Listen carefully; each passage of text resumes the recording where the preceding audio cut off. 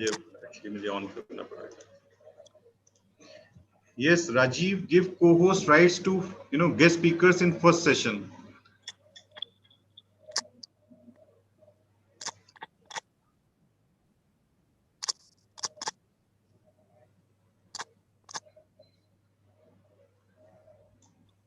Is it fine, Rajiv?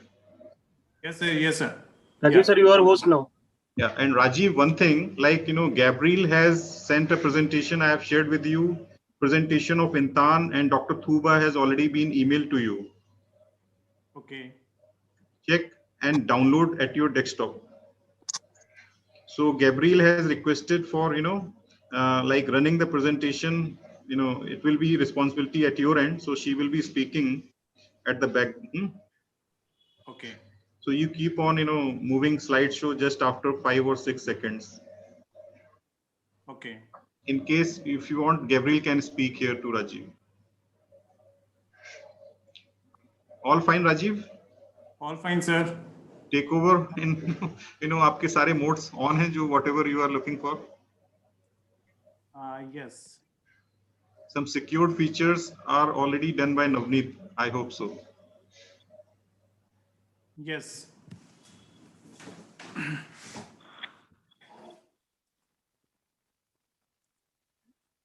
So the thing is.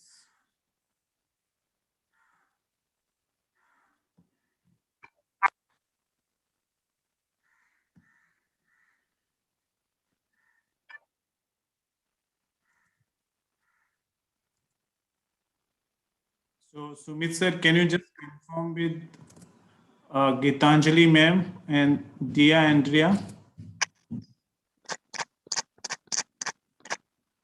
Dr. Sumit. Rajiv, Hitesh is not able to unmute himself. Check. Okay, just a minute. Hitesh sir, can you just please try again? Yes, Rajiv, one last thing I just wanted to share. Yes. If you go through that minute-to-minute program,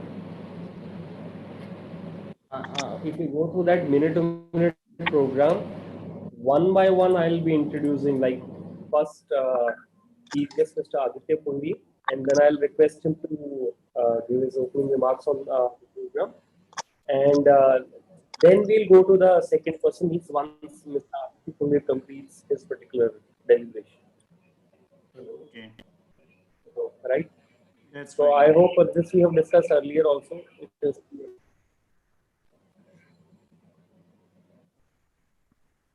Yes, that is fine. So I suppose we have left with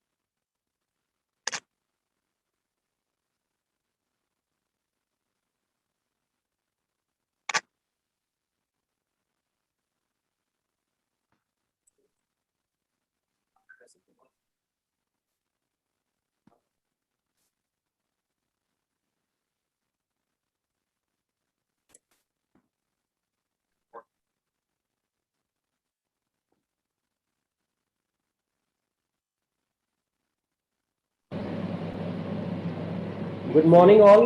It is 11:28, and we'll start sharp at 11:30.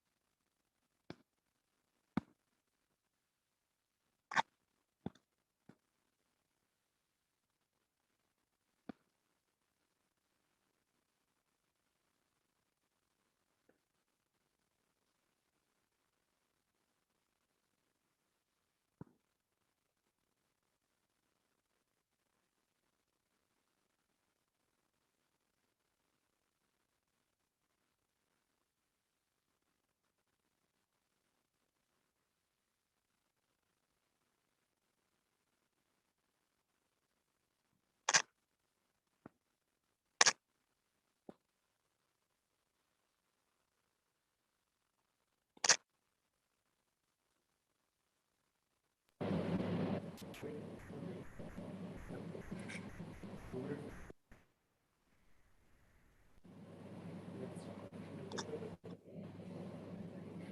morning, all. It is 11:30, and we are going to start with the virtual dialogue on South Asian Youth Sustainable Development.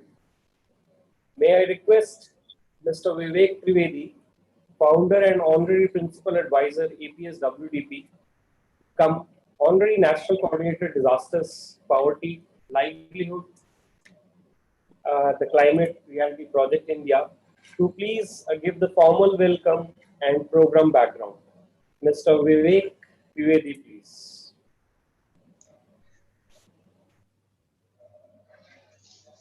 Good morning to all of you. Pranam, Namaste, Drobha Dile, Magan Dang Umaga, Bui Sang Tui Lai, Selamat Pagi.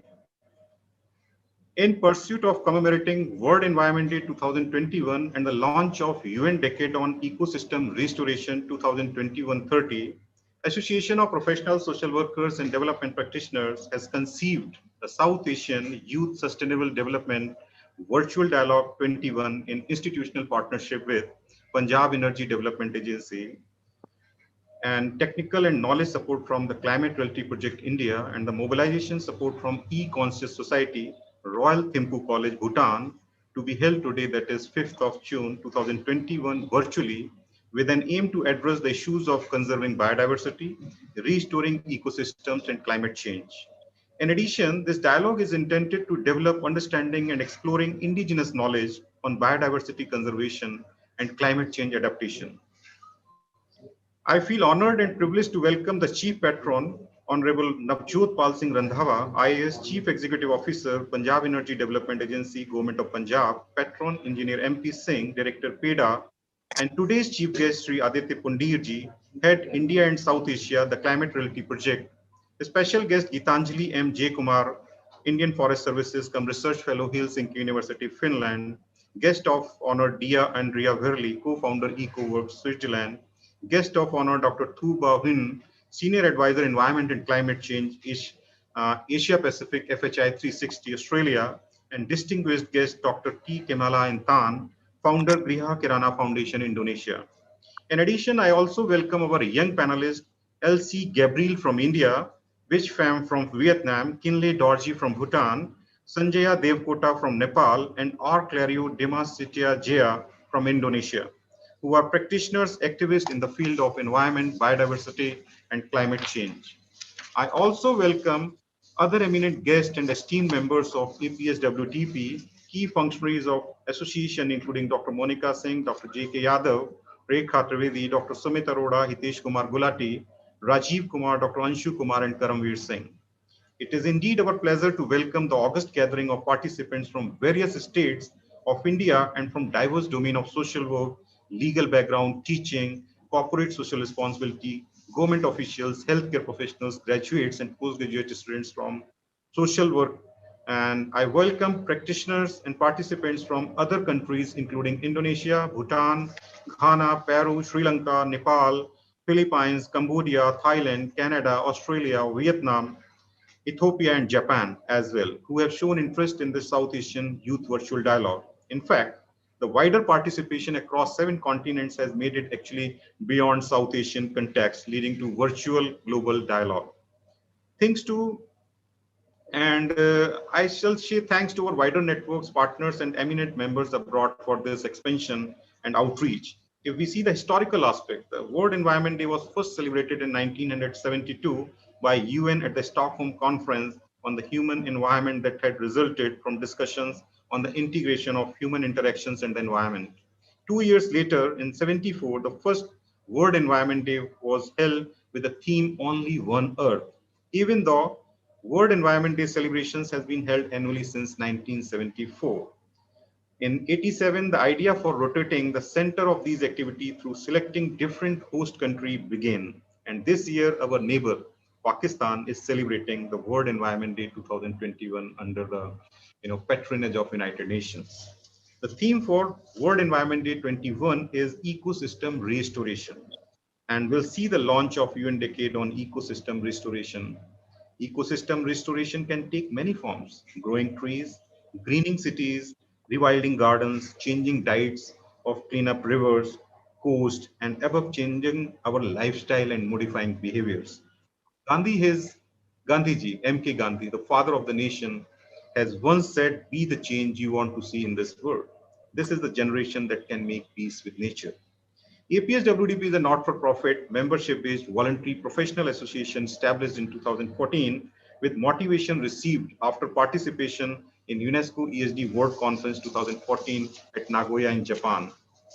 APSWDP has been conferred special consultative status under the United Nations Economic and Social Council of United Nations and affiliated with Department of Global Communications, United Nations, International Association of Schools of Social Work, and registered with Niti Aayog, that's a former Planning Commission of India. Aligned to the global goals, that is Sustainable Development Goals and ESD, Education for Sustainable Development of UNESCO, APSWDP has a mandate and been working on promoting social work education for sustainable development and focuses on 3 of the 5 priority areas of Global Action Program under ESD, that is building capacity of educators and trainers, empowering and mobilizing youth, and accelerating sustainable solutions at local level. Further, we must all accelerate progress today by sensitizing various stakeholders working on environmental studies, conservation, biodiversity restoration, urban poverty, livelihood, disaster, and climate change mitigation. The outcome of this dialogue will enable all the participants and panelists to document their ideas and solutions, and it will be further shared with the United Nations and other bodies like UNFCCC for framing a comprehensive global plan for the future we want. We feel privileged to witness the deliberations from our chief guest speakers, and invited youth speakers from all over the world. Thank you very much. Over to Hitesh.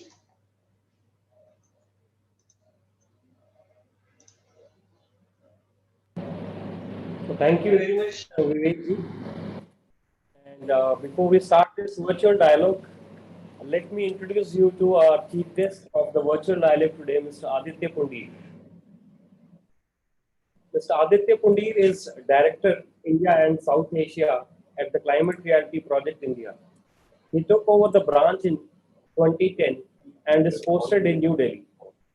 He received this training from Honorable Vice President of US, Al Gore, in 2009 on climate change and was selected for Australian Leadership Awards training 2013 in environment.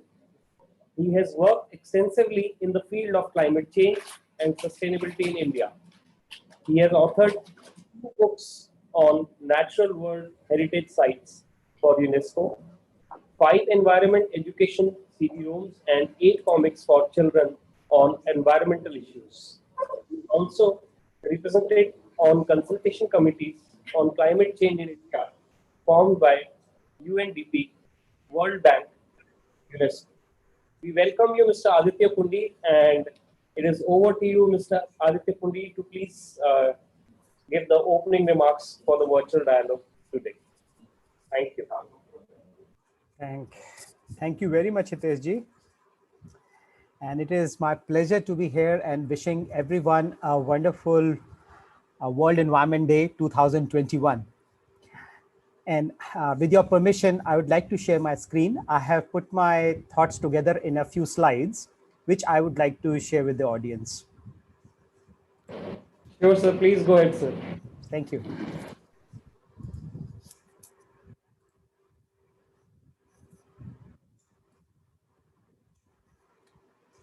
Is my screen visible? Okay. Yes, sir, it's visible, sir. Okay, thank you. So Vivekji has already introduced us to the 2021, so best wishes from my side once again. So we are focusing on ecosystems this year, and this time the break is that the UNEP has decided not to talk about every year. They have said, no, let's this time talk about for 10 years ahead. So to begin with, why do you think this thought process has changed? Why has suddenly we are talking now about in this way? So I would like you to focus your thought process on all the SDGs which were declared in 2015, and by 2030 we are supposed to achieve them. And we are making good development. We are developing well in a couple of SDGs, But unfortunately, SDG number 13, 14, and 15, all these three SDGs somehow are not doing all that well. And probably, as you know, climate change is intensifying. It is getting more problematic. Oceans are under threat, and life on land, everybody knows, it's becoming a huge emergency in itself. So therefore, what the UNEP decided was that probably if we have to achieve these SDGs, because the SDGs are something you cannot achieve in isolation, they have to be achieved together.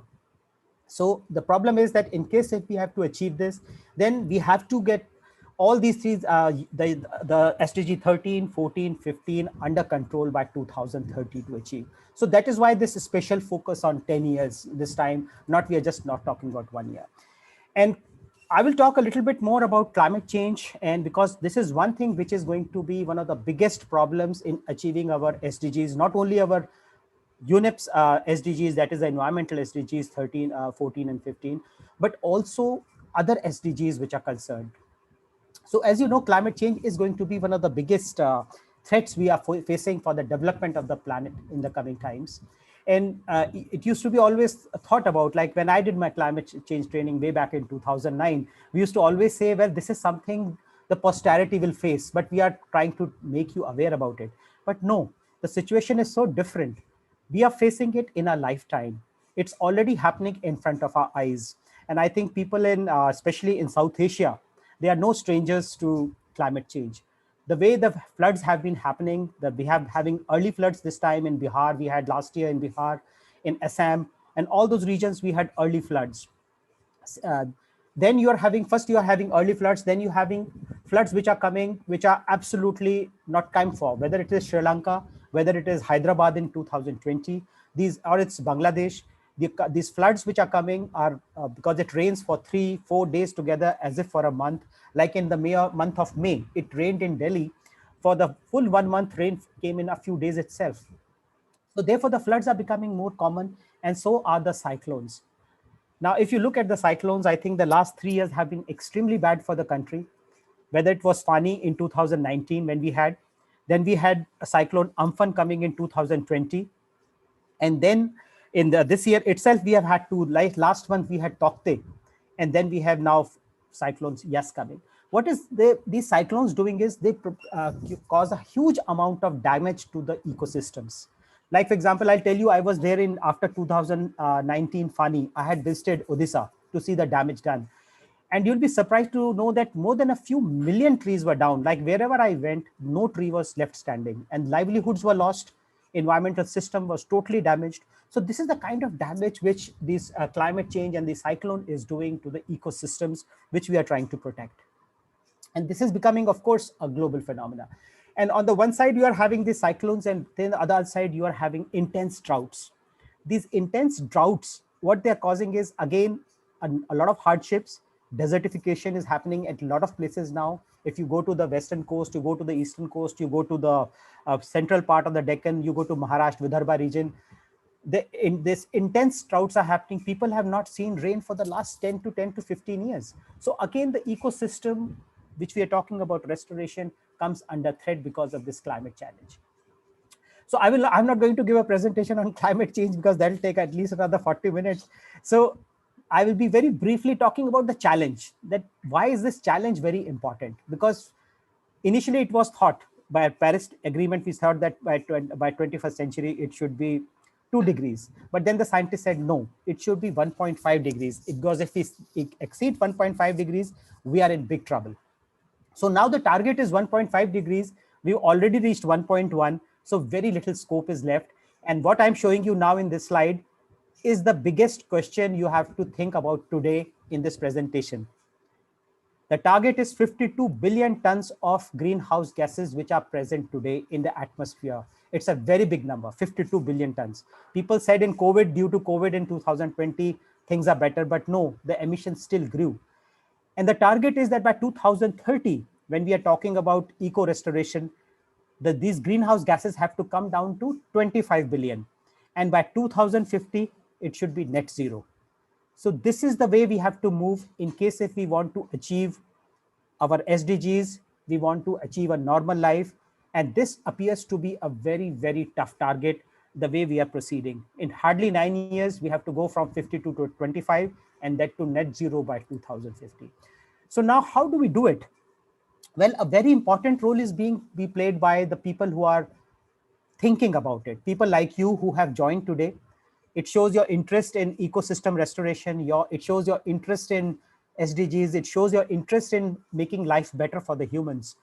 So I think people who are thinking, who are working on it, universities, colleges, these are the places we'll have to work. And because the technologies which we need to bring about the change are still in the labs. So we need innovation, we need technology, and as Vivek ji said, a behavioral change. We will need to change the way we live, the way we work, the way we enjoy, basically the way we go about our life. We will have to change the way we work. Then is the only way we will be able to go ahead. And I will just briefly discuss in 2 minutes a story with you. This is a story of ecosystem restoration, because that's the topic of today, of reimagining, recreating, restore. So in this 2-minute story, you will see like how it is possible. It is not that everything gets lost. This is this beautiful brackish lake, probably the largest in Asia, and it's situated in Odisha. It's a paradise for birds, and you can say it's one of the very precious lakes for our country. In 1993, this lake had reached such a situation. It's a massive lake of more than 1,000 square kilometer. The situation had gone so bad that it was endangered in 1993. And that is the time when the government woke up. The NGOs wrote a lot of letters, think tanks wrote a lot of letters, and a lot of articles came in newspaper, a lot of pushback occurred. And then things started happening. What were the challenges? The challenges were, it was silting. The whole mouth was closed. People were cutting mangroves. So there was overfishing happening, rampant overfishing happening, and there were illegal fishing happening. So the catch was really going down. There was a lot of plastic pollution. You know, plastic, you can't help everywhere it is there. It's a lake which is very shallow. So there was plastic all over the place. And then, of course, the new hotels which have come up were also discharging. So overall, the story was very bad for the lake. And it was literally on the verge of collapsing. This is, I'm talking about in 1993. Then the government woke up, Chilka Development Authority was formed. And then, of course, the restoration work started. And now another challenge has been added to is climate change. If you see, the global oceans are heating about 0.12 every 10 years. Chilka Lake is heating at the rate of 0.39 every year, which is much higher than any other lake in the world. So this is going to create another problem of algal bloom for the place. So 2000, a lot of development happened and a lot of things were restored. How did the success happen? The success happened because of the ecological first restoration took place. IIT Madras, they took up the challenge. They developed a new silting plan. New mouths were opened. Seawater was again allowed to come inside. So the salinity of the whole water, because it's brackish waters, so it was maintained. And again, the fish started improving. Then the mangroves were restored, and people who were doing illegal fishing were stopped. The plastics were removed, and of course, the illegal discharges were stopped. So overall, ecological restoration took place. Then the second thing, good thing which happened was the social change which was brought about. Like if you go up to the north of Chilka, in that place, all these villages, they were hunters. So they would be hunting these birds which would be coming. And as you know, Chilka is one of the world's very well-known places for bird nesting and migration. So there was a huge amount of disturbance in the bird colonies because of these hunters. So they were retrained. So the NGOs as well as the government, they got together with these villagers, they retrained them, and they are now the people who are providing you the guide services. Now these people are running boats. I have visited them 3-4 times. And we have seen, I have gone around with them. They know how to take you around. And now they are earning their livelihoods by protecting the same birds which they were killing. And thirdly is the economic opportunities. The economic opportunities came because the health of the lake improved. The fish catch went up 5x times. 5 times it improved. Like you can imagine, like it was from 1, it went to 5. So now the villages, which are about 2 lakh villages are being supported by this lake. They are doing better. They are supporting a bigger population and they are more wealthier also. So it's a success story. It got a couple of awards, and but still you will say that yeah, people can write stories and people can tell stories. But I think I was very happy to hear this news last week when I read this news that 50,000 birds counted on Chilka Lake on May 25th. Now birds cannot be influenced by media or by politics or by any of these things. Birds will only come in case they get feed, they get food, and they get a good place to nest and to bring more chicks up. So this is what the birds, so birds have voted. And this year we found more birds in Chilka Lake than we have found in any of the previous years. So the health of the lake is good. So this is a classic example of how a restoration can be done and how our bodies can be restored. And finally, I would like to only say it is all about intergenerational justice we are talking about. When we are talking about ecosystem restoration, we are talking about the future of the planet. Like all of us are safe, we save for our children, we try to build a better future for our children, but there's no future for the children going to be if there are no gardens, there are no free places, there are no places where you can have fun. And if we are, at least we should give them a planet which is in the same condition which was as we got it. So thank you very much for giving me this time to share my views. Thank you so much. Thank you very much, Mr. Aditya Pundi. You have made us aware of the challenges that we are facing in the form of cyclones and floods. And the way forward also, you have suggested us how innovation, technology, and behavior change can help us in bringing solutions for climate change. And the last tagline that you mentioned, it is time to reimagine, recreate, and restore. Right. So we'll keep in mind the takeaways that you have given us for this. And with this, may I now go forward to introduce our special guest of the day, Ms. Gitanjali and Jaya Kumar. Ms. Gitanjali and Jaya Kumar is an Indian Forest Service, Punjab Cadre senior officer with background in agriculture, forestry, and biodiversity. She is also an alumnus of Unitas Sipal Jeju and currently pursuing PhD at University of Helsinki, Finland. She also possesses flair for wildlife photography and social activism. So before I request Ms. Gitanjali, there is a request for all not to draw any lines on the screen. It's a kind request. Please don't draw any lines on the screen. So over to you, Ms. Gitanjali.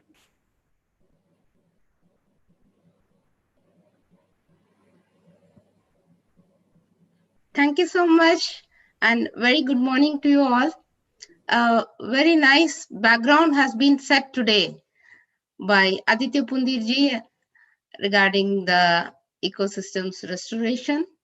So as a forest officer, I'm just going to, and a researcher now at the University of Helsinki, I want to share with you my thoughts regarding this ecosystem restoration. We all know we have two types of ecosystems, the natural, the man-made ecosystems. The natural ecosystems are the forests, the rivers, the lakes, the wildlife conservation areas, and so on. And the man-made habitats are our urban rural ecosystems, agricultural areas, and so on. In today's context, it is said that at least 30% of our earth should be preserved for these natural ecosystems to thrive, which is still not the case. We have a long way to go to bring more areas under conservation and keep them untouched. At least after this COVID episode, we realize how much vulnerable we are and how important it is to maintain undisturbed natural habitats. And even our urban and rural habitats, it has to be improved and made at least near natural. We can have some urban forests, we can have big parks, and the agricultural areas can be kept in a resilient way to offer different ecosystem services. We all know about ecosystem services, what are all we get from them for human welfare, the provisioning services, the cultural services, the supporting services. We all understand the importance of these things today. So it is our anthropogenic pressure, our the balance between our development and the conservation aspirations, which we can say. We all have aspirations to conserve. At the same time, we all have aspirations to develop infrastructures or houses and so on and so forth. So we need to bring about a balance in both.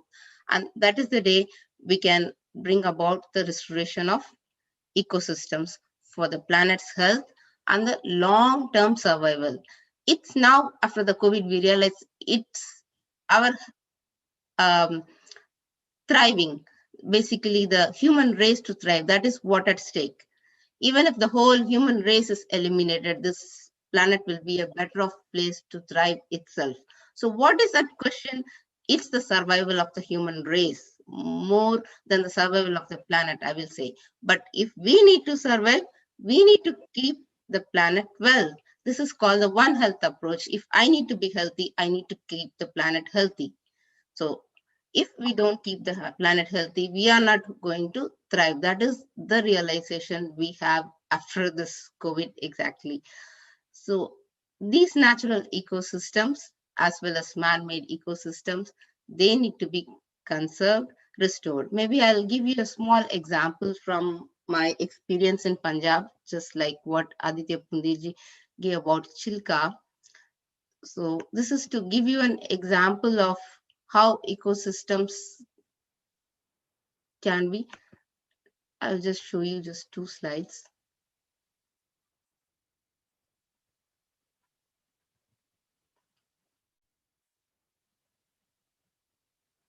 Just a sec, sorry for the delay.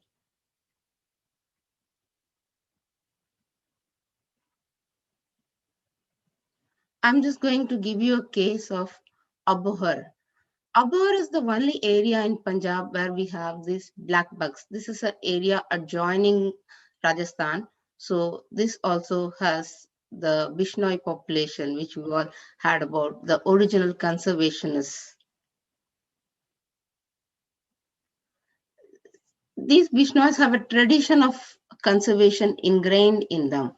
So they used to have very eco-friendly accommodations and they followed organic agriculture. It was so much so forth, they didn't even burn their dead or cremate their dead because they'll have to use wood. They used to bury their dead and they have a tradition of, I'll just share my screen. They have a,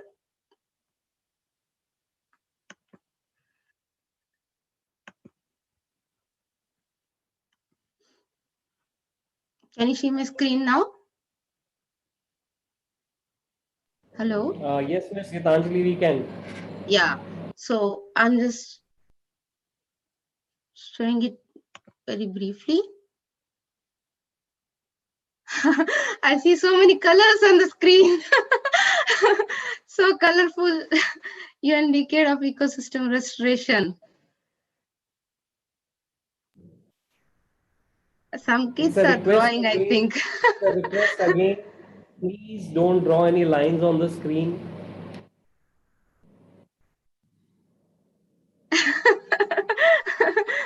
How to take it off? Any way to rub it off? Otherwise, we have to block the person who is drawing those lines on the screen. Maybe some kid. So the host can be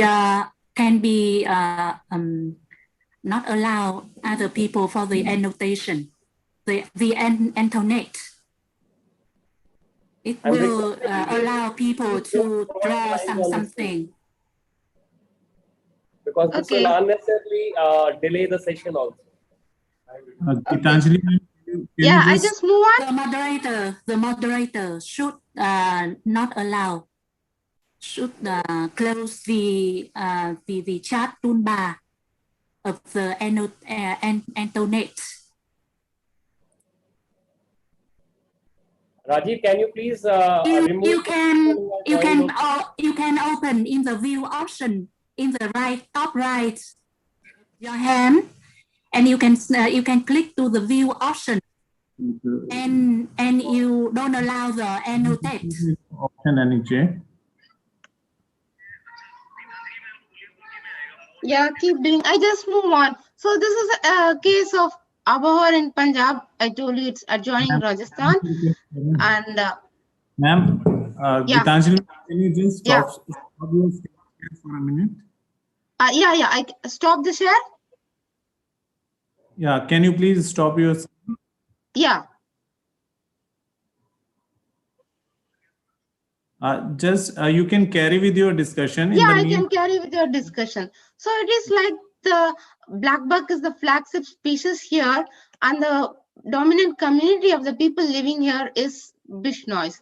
These Bishnois were traditionally a conserving community. We know the 300 years back, a lady called Amrita Devi led a movement and she chipcoed the Kedri trees without being cut by the king's men. And even these Bishnoi women, they are said they even feed their own milk to the orphan black bugs. Such was their spirit of conservation. But if I see today in that area, there are a lot of conflicts today, and the ecosystems are degrading. Earlier, it used to be like there used to be a lot of wild habitats, the sand dunes, huge stretches of sand dunes between the agricultural lands. And these black bugs and other wild animals used to reside in those wild habitats, and they used to come to the crop fields for a little bit nib of the crops or something, but they didn't eat the crops much. They used to eat the weeds, and they used to fertilize the crop fields and move on. So the people used to think, if the black bug grazes my field, I'm going to get a better share of crop this year. So that was their belief. But today they feel that they should cultivate more lands and reduce the wilderness. So the tibbas are just plowed and the agriculture areas are being expanded, and the quinoa crop has come with the irrigation facility coming to this area, and they have taken to a lot of cotton, the commercial crops, and a lot of fertilizers and pesticides are being pumped in, and they moved from having the desi cow to the hybrid cows. So the desi cows, the bull cows were useful. They used to use them in agriculture, and with the hybrid cows coming in, you are not able to use them for agriculture, and they are just let out as stray. And to prevent these stray cattle from coming in their fields, because they don't eat any animals, so they let them live, but they don't want them to come and graze their fields, so they have the fences. And the simple fencing slowly turned to cobra fencing. The cobra fencing is a deadly wire. When these animals hit against these fences, they get so wounded. And there were a lot of stray dogs now roaming the area, and when these stray dogs chase these animals, they go and bang against this wire and they really get injured. So it's a really pathetic situation, you can say. Like the wild habitats, that area is a sanctuary. 13 villages have been declared as a sanctuary, and 4 other villages in the surroundings where the black bugs are seen have been declared as a community reserve. But in actual, if you see, it's like more of an agriculture area, and now very less animals. Earlier there were herds of hundreds of black bugs grazing together. People used to enjoy and cherish them, but now they're struggling to And if you want to share your screen, please continue. Yeah. Okay. So I will maybe just show random slides. I can't show you all the slides now.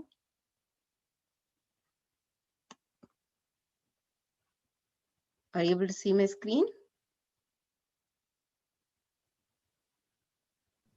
Can you see the PPT screen now? That is in process. Yeah, now It's in process. Okay. Screen is visible now. Yeah. Okay. So the present conflicts. So the present conflicts, as I told you, it's like the change in habitat, and the habitat is fragmented, and the increasing human population, and so on. So now what I feel is, to restore these habitats, we need to have a collective and participatory method to learn and find solutions, because the lands are owned by the people, not by the government. So you have to take them in consideration if you need these wild habitats. So it has to be strategy, you call that co-initiating a collective intent. The local people, the forest managers, all should have a collective intent and then work towards finding the solutions together. So that is the way we can move forward to restore these habitats. So these are the people's views, which I told you. Like, people want the black bugs. They sometimes say, can't you take these animals to the zoo? Like, here the stray dogs are killing them. But they don't realize these black bugs, for them to survive, they need these wild habitats. So these are sort of practical questions we need to look upon when we talk of habitat restoration. And the conservation has to be just. It is not that the few people will pay the cost of conservation. If we want to conserve the black bugs and the wilderness, it is not only these farmers that they should face the entire burden of conservation on them. So we need to find a way that we can balance it. All the people who enjoy the benefits of this ecosystem. If you see the ecosystem services of this area, there may be some local users and there may be some global users. Conserving the habitats here will help you solve the climate crisis and so on. So if you see the ecosystem services, the range varies from the local use to the global use. So we have to find a way.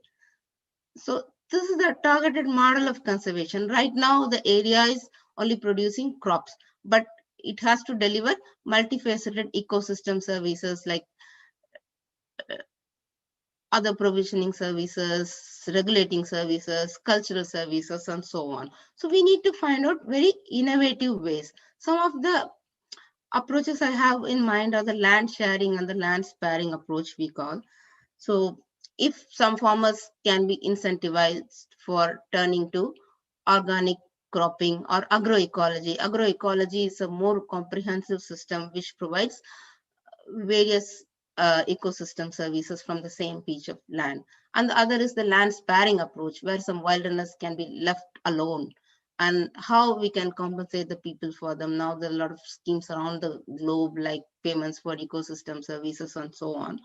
So in India also, we'll have to start thinking on these lines. If we want to restore our ecosystems, so there are different ways. And as we already said, we don't have 30 or 33% of undisturbed natural ecosystems yet.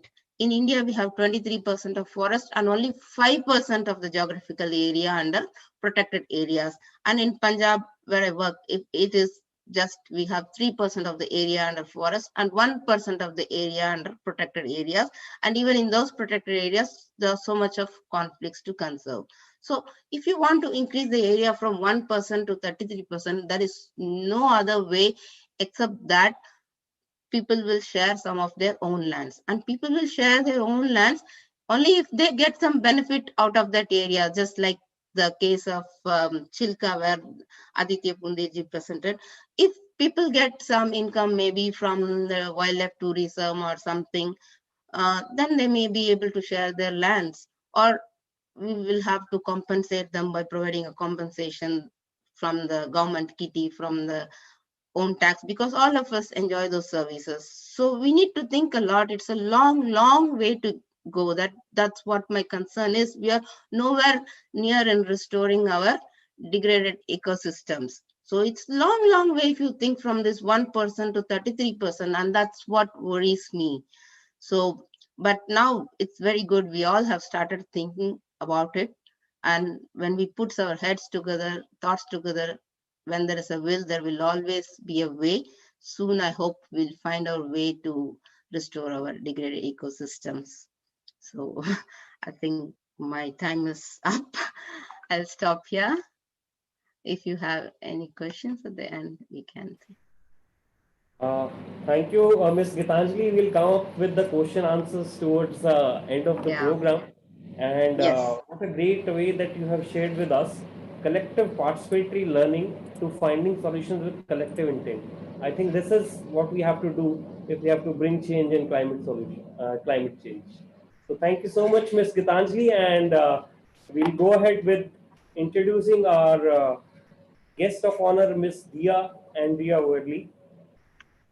Ms. Dia Andrea Worley is an environmentalist and has worked with various organizations, namely Swiss Recycling, Zurich, Switzerland, World Economic Forum, Davos, Switzerland, International Solid Waste Association, Vienna, Austria, UN Environment, Osaka, Japan, Sophie Sustainability Leaders, Mumbai, India, Zero Waste Store, Zurich, Switzerland, EMPA, a Swiss Federal Laboratories for Material Science and Technology, St. Gallen, Switzerland.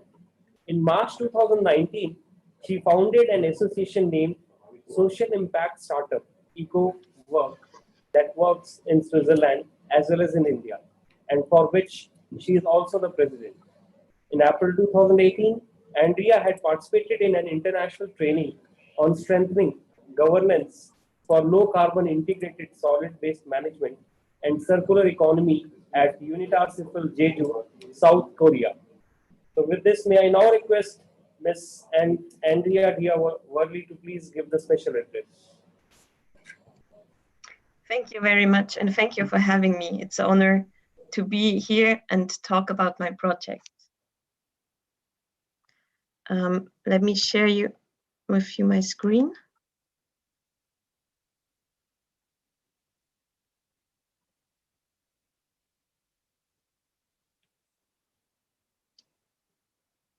All right, can you see it in presentation mode?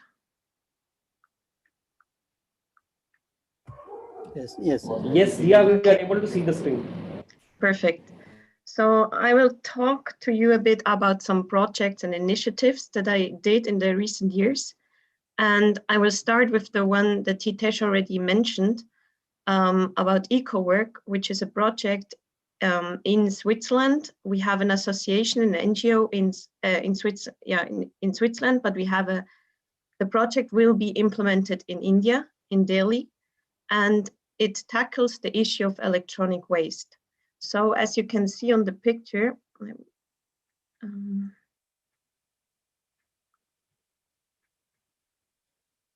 here, this shows you how electronic waste is dismantled. Mostly, most of the electronic waste is dismantled in India.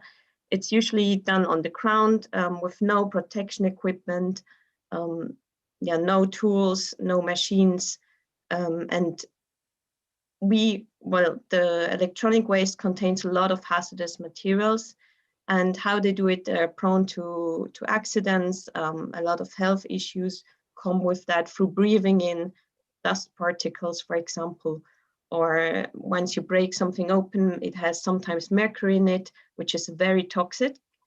And our goal is to find a way how we can work together with these people to make their work safer and healthier for them, but also for the environment.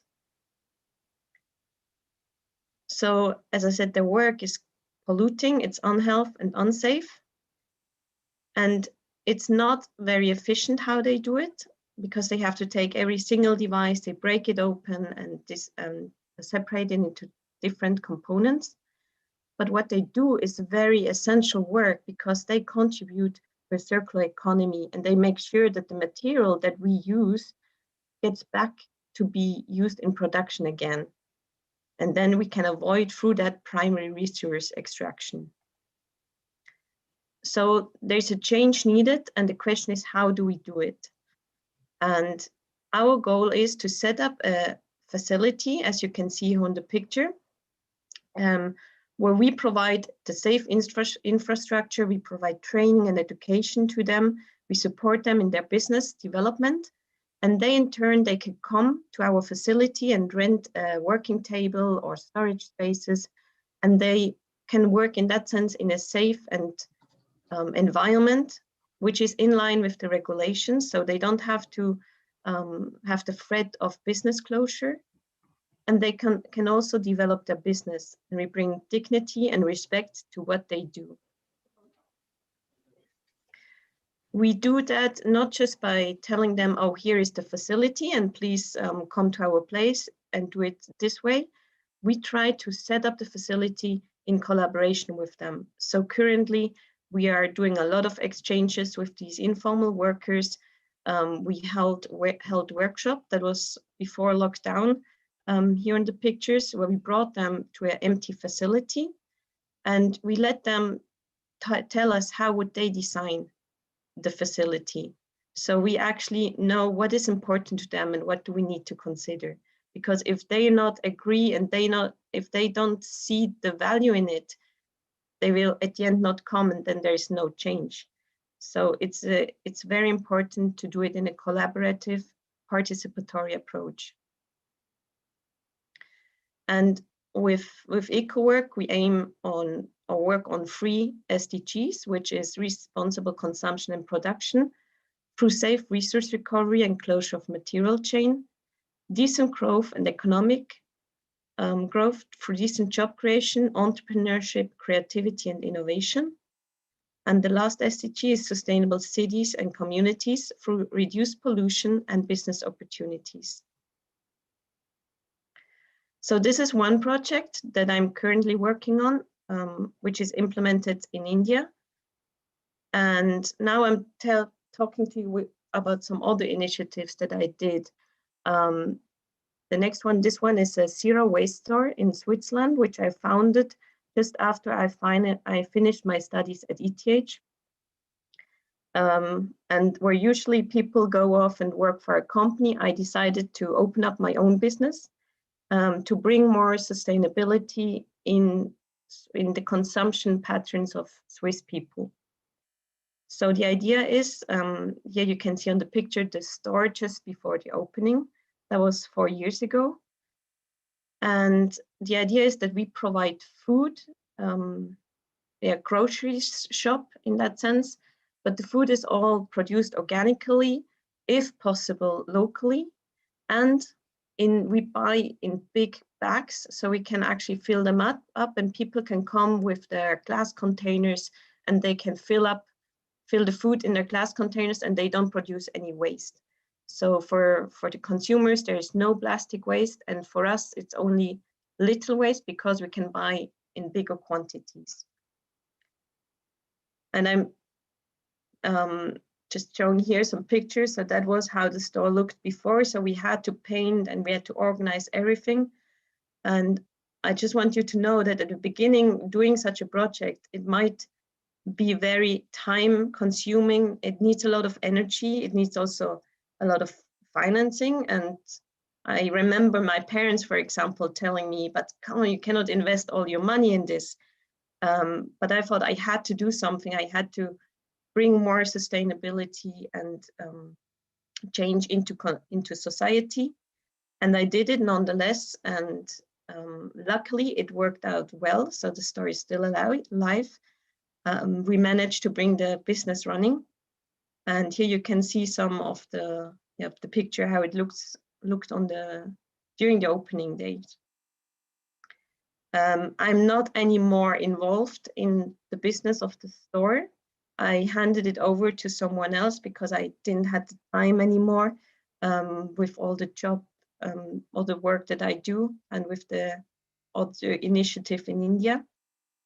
However, I still go there and do my groceries there. Now let me tell you about some biodiversity initiatives.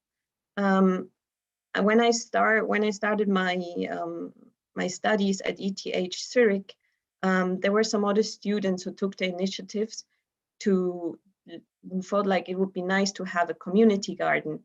And on the picture here in the background, you see ETH building, and in front, the ETH campus gave us some land, and we started digging up the soil. We started planting seeds, just with other students. Very simple, very easy, because as a student, you don't have the big finances, but we got the land from ETH, and we were able to just start our own garden and producing our own food.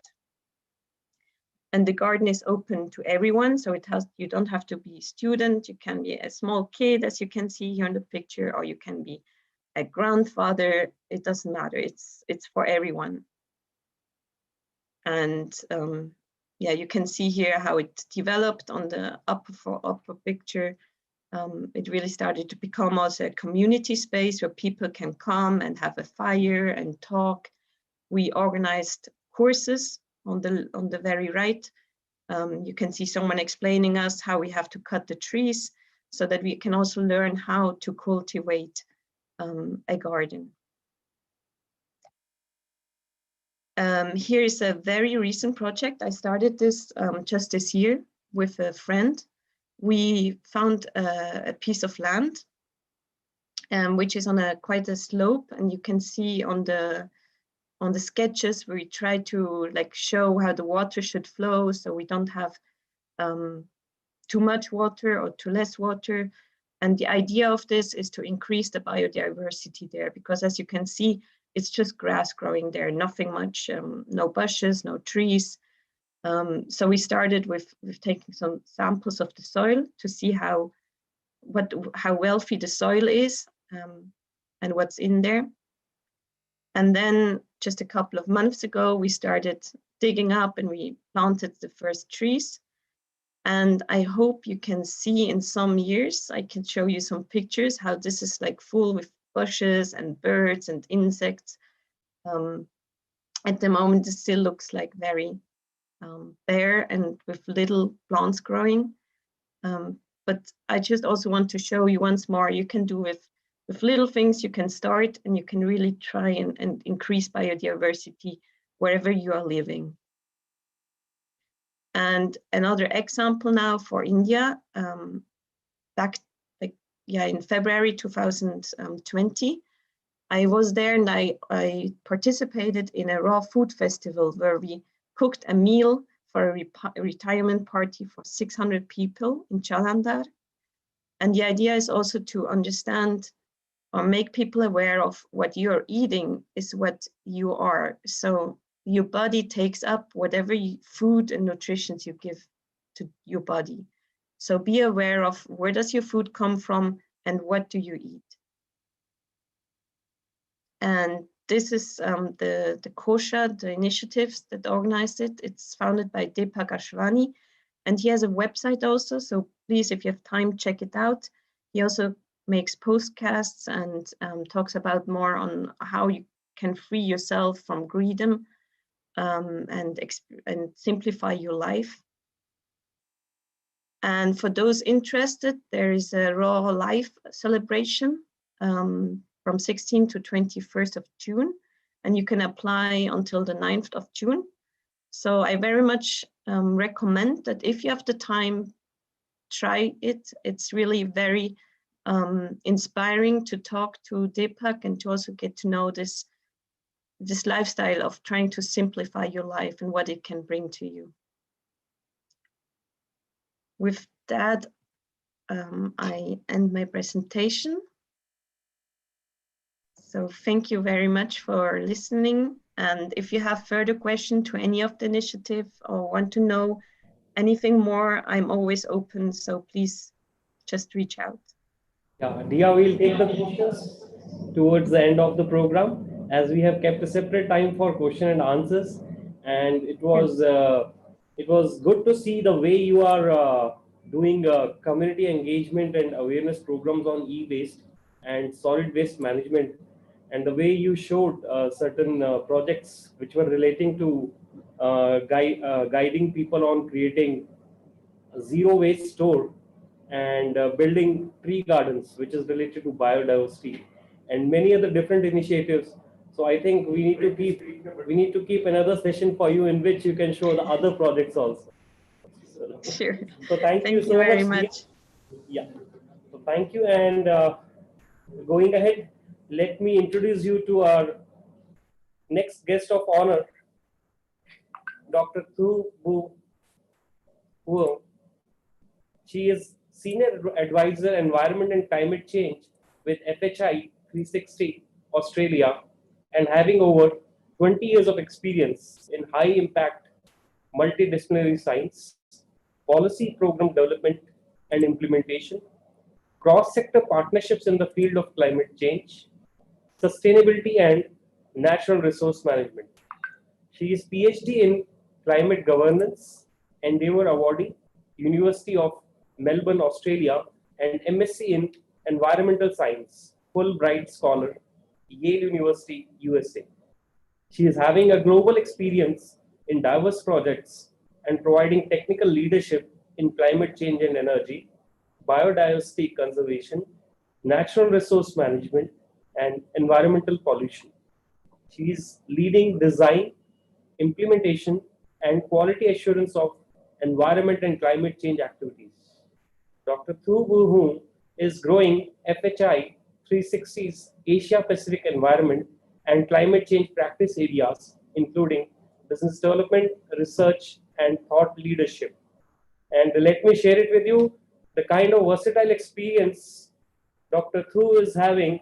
I was amazed to see the global experience she is having of different countries and different areas. So over to you, Doctor. Thank you. First of all, let me say a sincere thanks to the organizers and really congratulations to the event. We have 390 people online right now. Thank you for those who joined today. It's a Saturday to celebrate the World Environment Day. So yeah, thanks for your attention. That was a very long bio, but yeah, I've been in this space for a long time, and I like to share a few thoughts and experience on the World Environment Day. Oh yeah, thanks for showing the slide.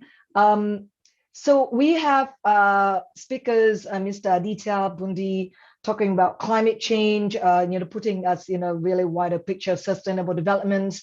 And, we hear from Biodiversity Conservation, from our guest speaker, Gisam Jali, and a lot of interesting projects from Dee. I'm really excited. And so I'm going to talk a little bit about restoration. As we know, the degradation of land and marine ecosystems threatens the well-being of 3.2 billion people on Earth. And land degradation has negative impacts on biodiversity, ecosystems. And that is why I think the UN has named this decade of ecosystem restoration.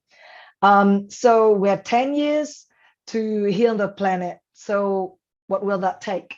Let me share some of the stories. Next, please. Now, I'm leading FHI's Environment and Climate Change Initiative. These are some of the, figures. I'm not going to read it out. You heard that before. This region is the out of the top 20 countries most impacted by, sea level rise. We have 12 in this region. So FHI's ECC, we call it Environment and Climate Change Program. We're prioritizing environment and climate change opportunities. And, started as an international NGO, but we realized the gravity of the issues and would really like to engage with, companies, agencies, and practitioners like you in this region.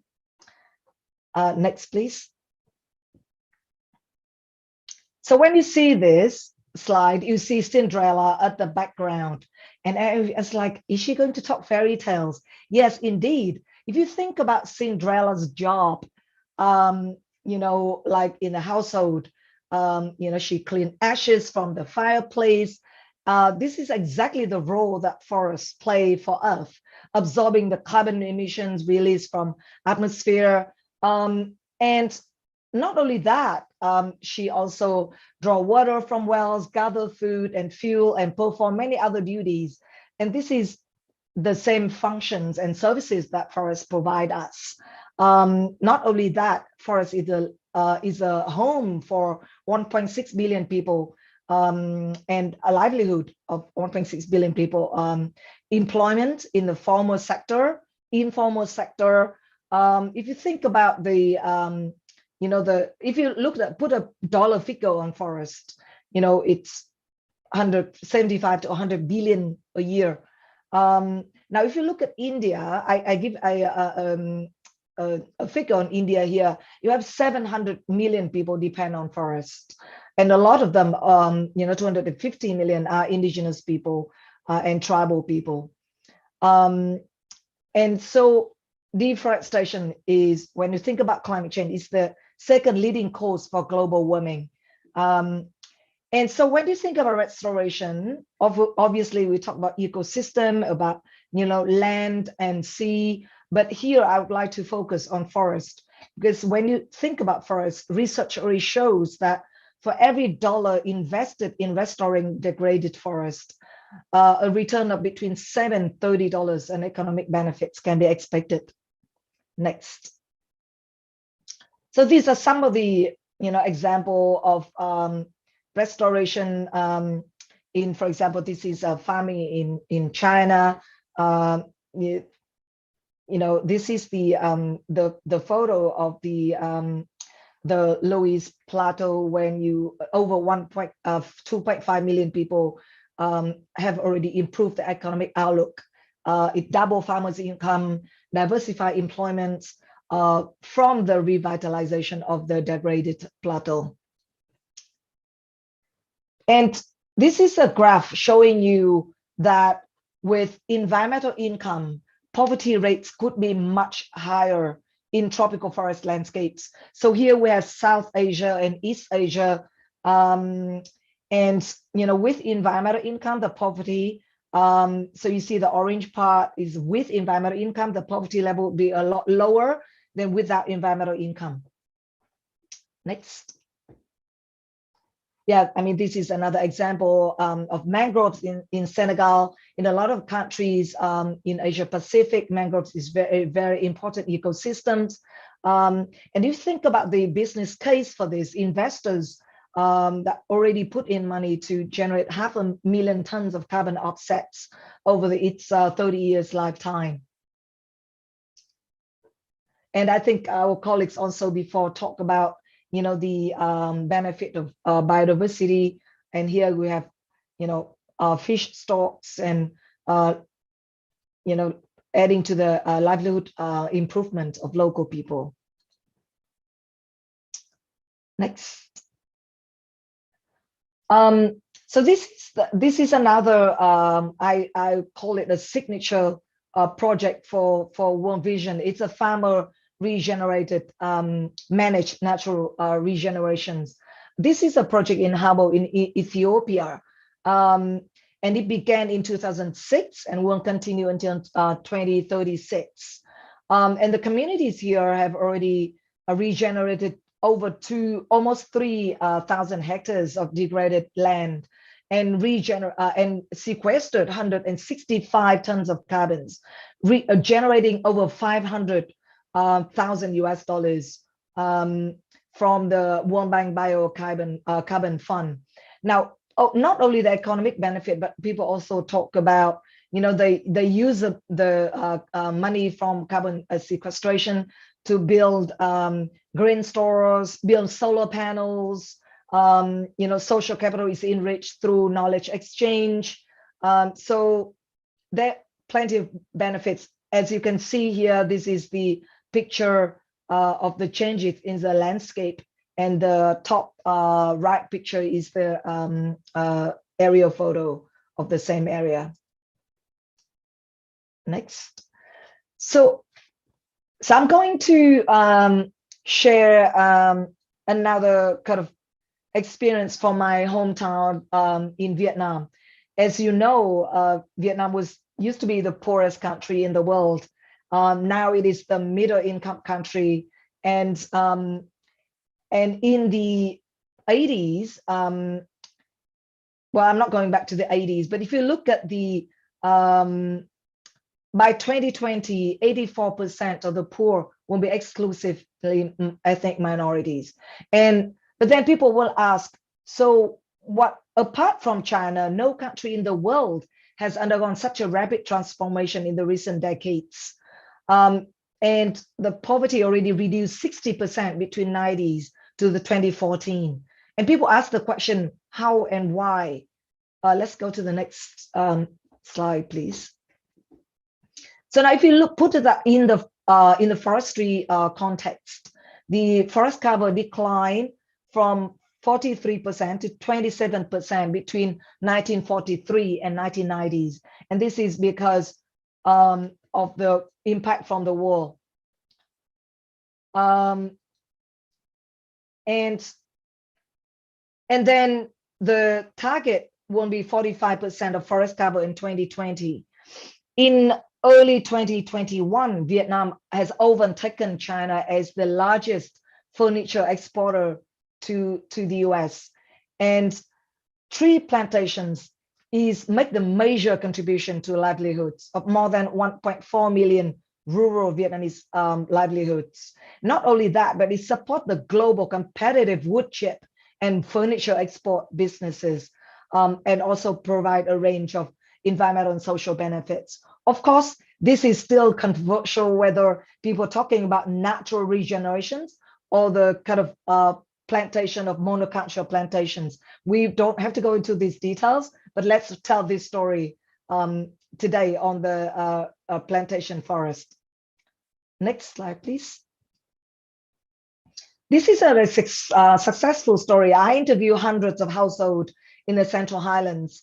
And this is a household out of the successful story that we came across. He made a net income of, I use Australian dollars here, but it's probably about 20,000 US a year from selling timber only.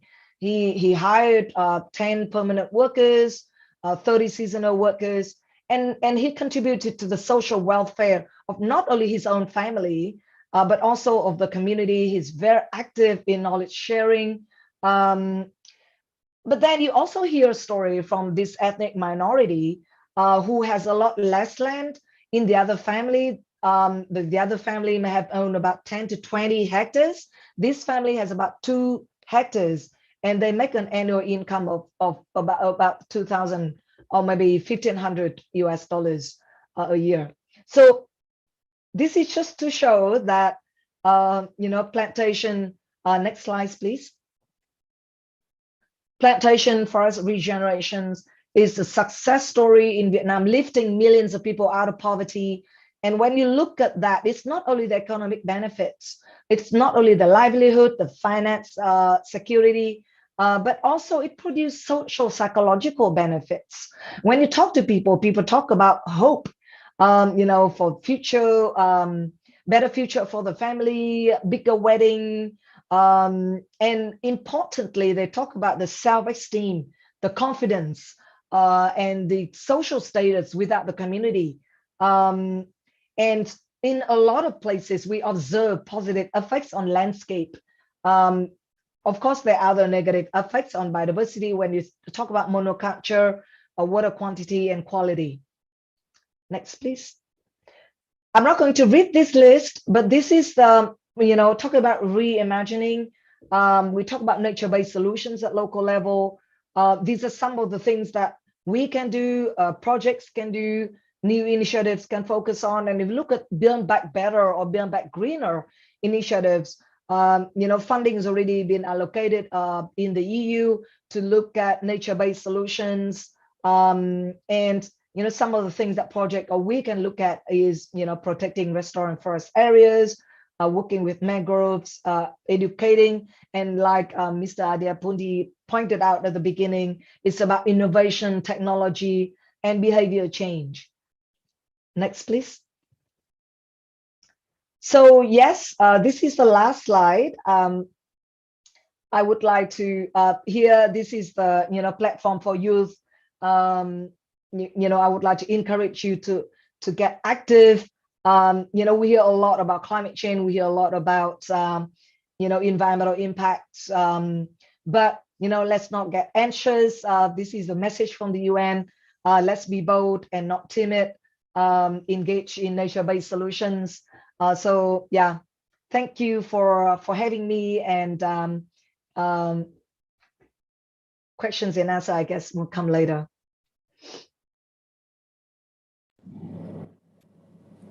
Thank you so much, Dr. Thuba.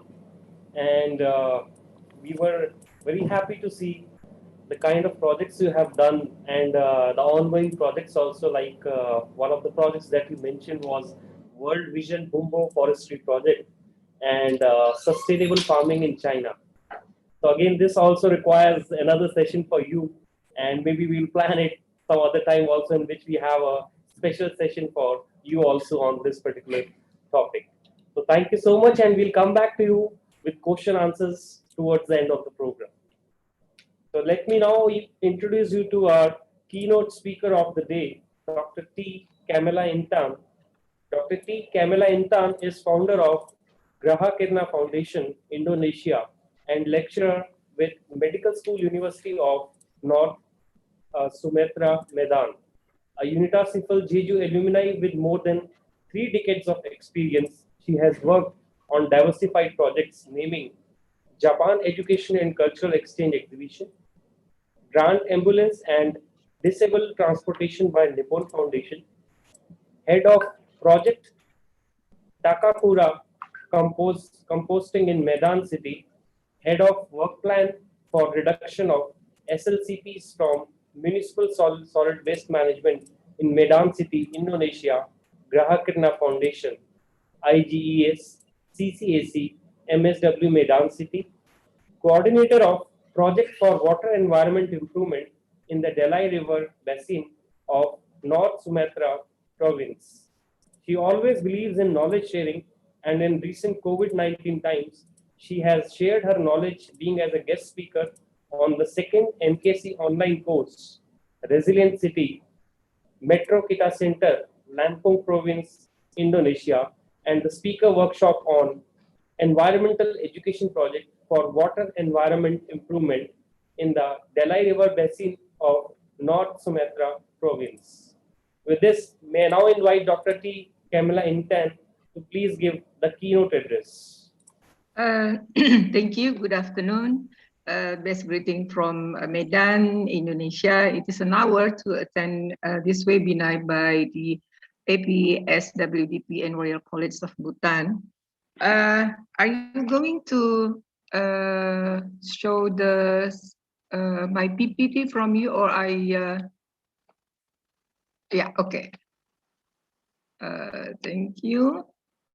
So, dear honorary speakers, organizing team, and participants, it is this moment I would like to share experiences in 10 years concerning to the point of SDG related to the climate action. So, if you next slide, please.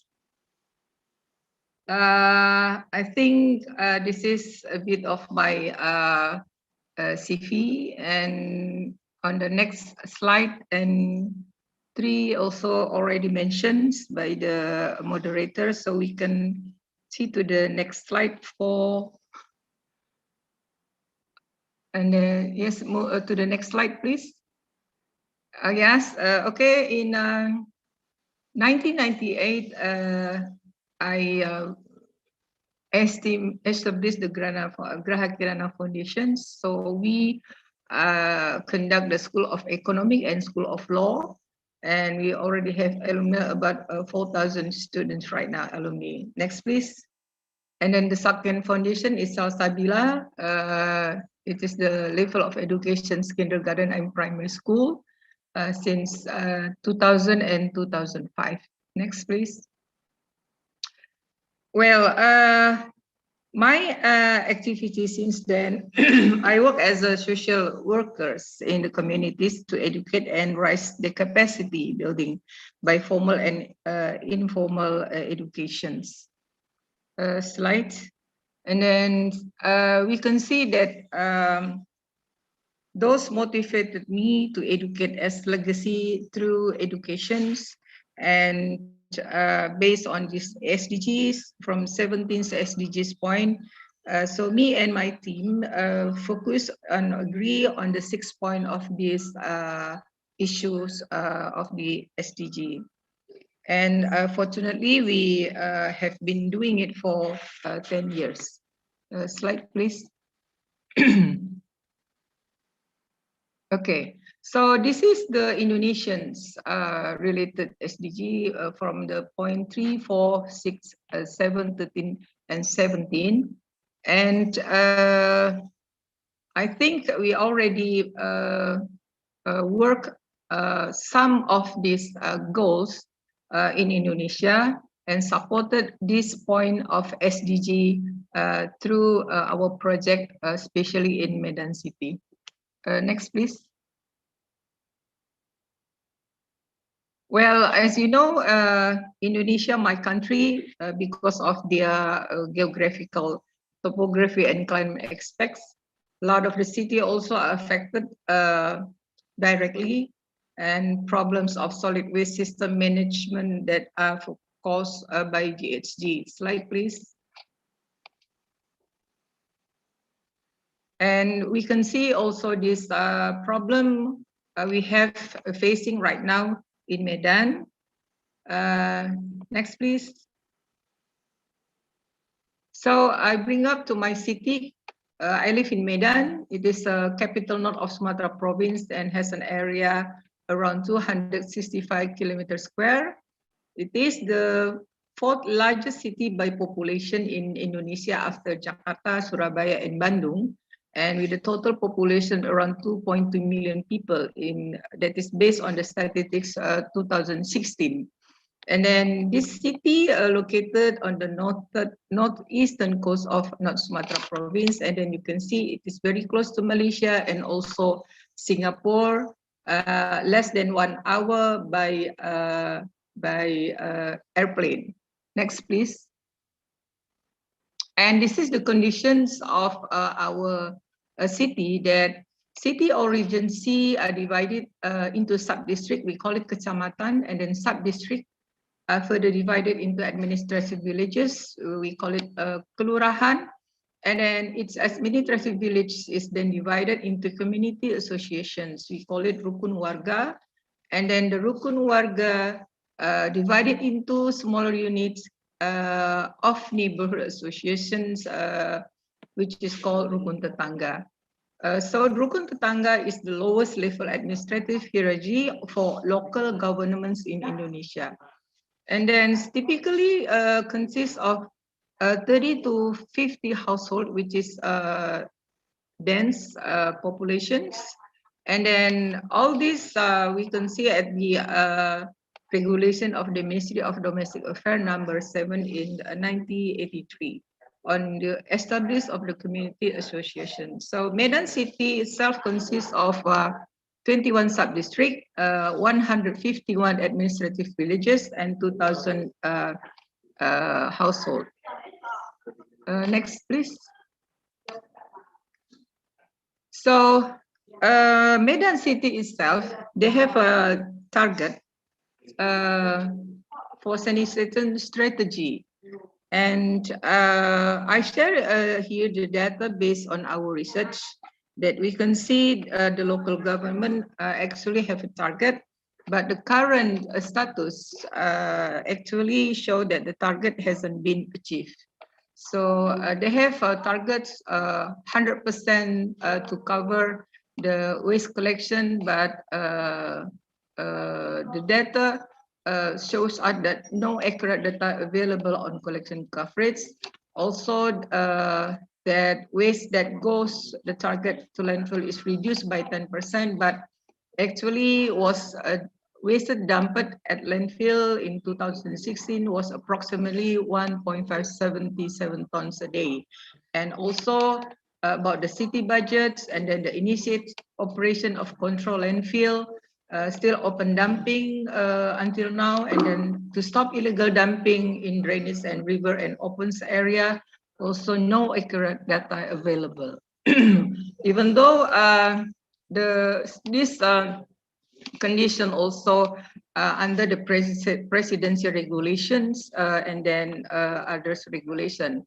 So this table shows us that if we comparison of populations with the estimate waste generation, because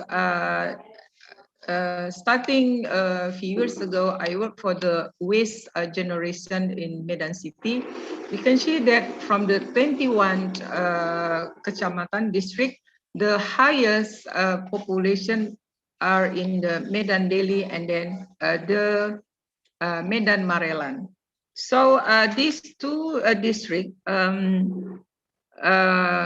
we can also, it is the largest waste produced in the district Medan Deli and Medan Marelan. And that is why our project location is at the two district. Slide, please. Next slide, please. Okay, so based on that data, so in 2013, we collaborate the Yayasan Salsabila funding by the JICA to improvement of waste management in Medan City via household composting. So this JICA grassroots project starting in 2030 and then until 2015, we also collaborate with the Bureau of the Environment local Medan City and then distribute this Takakura basket to the home communities. So 200 compost basket to household in Sicanang area, Medan Belawan district, and about 100 basket surrounding in Salsabila.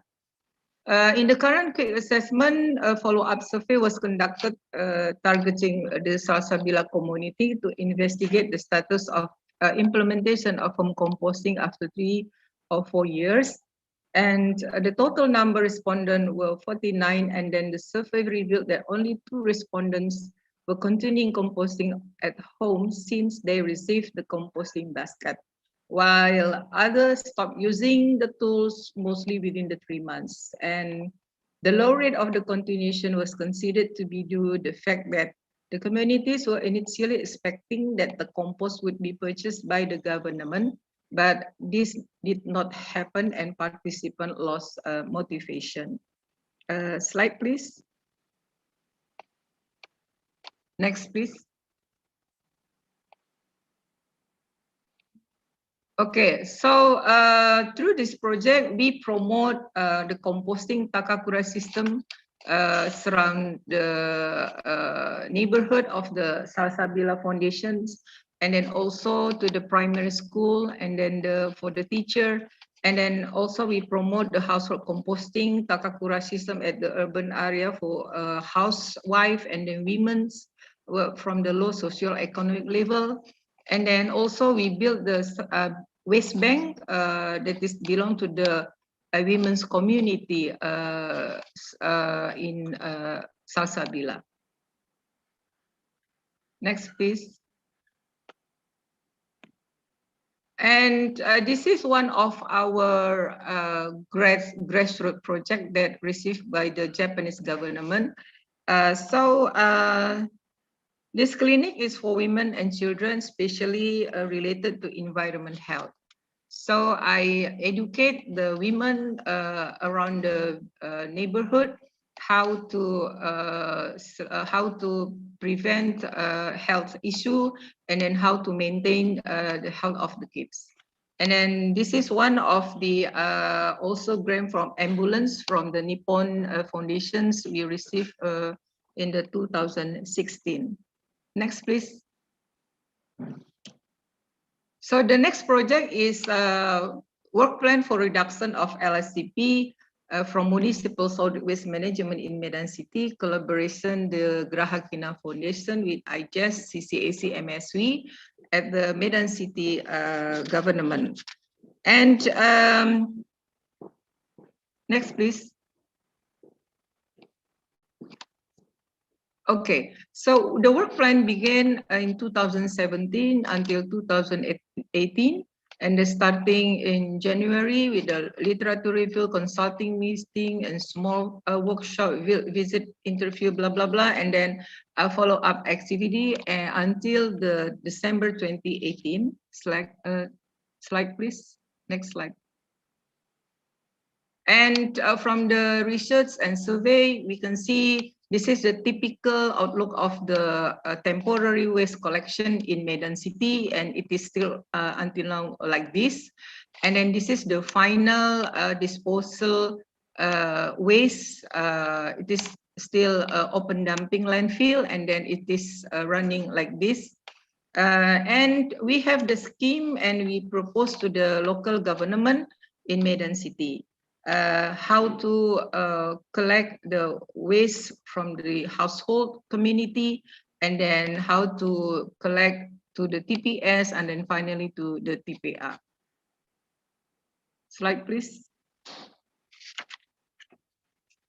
And result of this research, we put in this table how status and challenges would be, and how challenge and opportunity should be. So we already put this and publish it in a work plan for the local government. but still we don't know if the government conduct all these results or still just put it just for a literature. Next, please.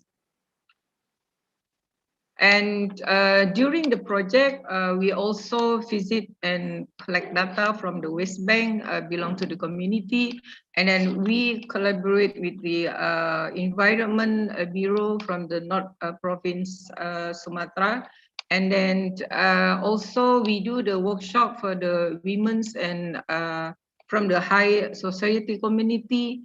And then also we visit the hospital to collect data, and then also we visit the recycle small corporation belongs to the community. Slide, please.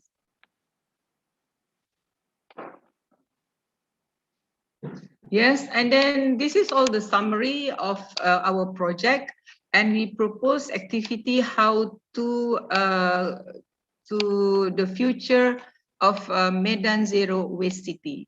So by this activity, we already have a work plan for the local government, how to reduce the LSCP by the management of the solid waste in the municipal area from 2019 and for 2025. And you can find it in the published by the IGES website. And then the project that is still running now is the environmental education project for water environment improvement in Delhi River Basin of North Sumatra Province, starting April 2018 to April 2022. Actually, it's already finished in April 2021, but due to COVID, so we have one more year to go because all the team could not visit Medan. So this partnership for the goals funding by the JICA and then supported collaboration with the University of Kitakyushu from the Japanese team, City of Kitakyushu, IGES, NPO Satoyama, and Shinryo Corporation. And then for the counterpart from Indonesian is the University of North Sumatra and Graha Kirana Foundation. This is some photo when the rector visit the Kitakyushu University, and then when we also signed the MOU with the Bureau of the... Ms. Camilla, sorry for interrupting. We are going beyond the time. May I now request you to please conclude your keynote address? Yeah. So this is the aim of the project, and then next slide, next please. And then this is the aim of the project, and then next please. Yes, this is the output. So we put the problem-based learning for the education. Next please. Next please.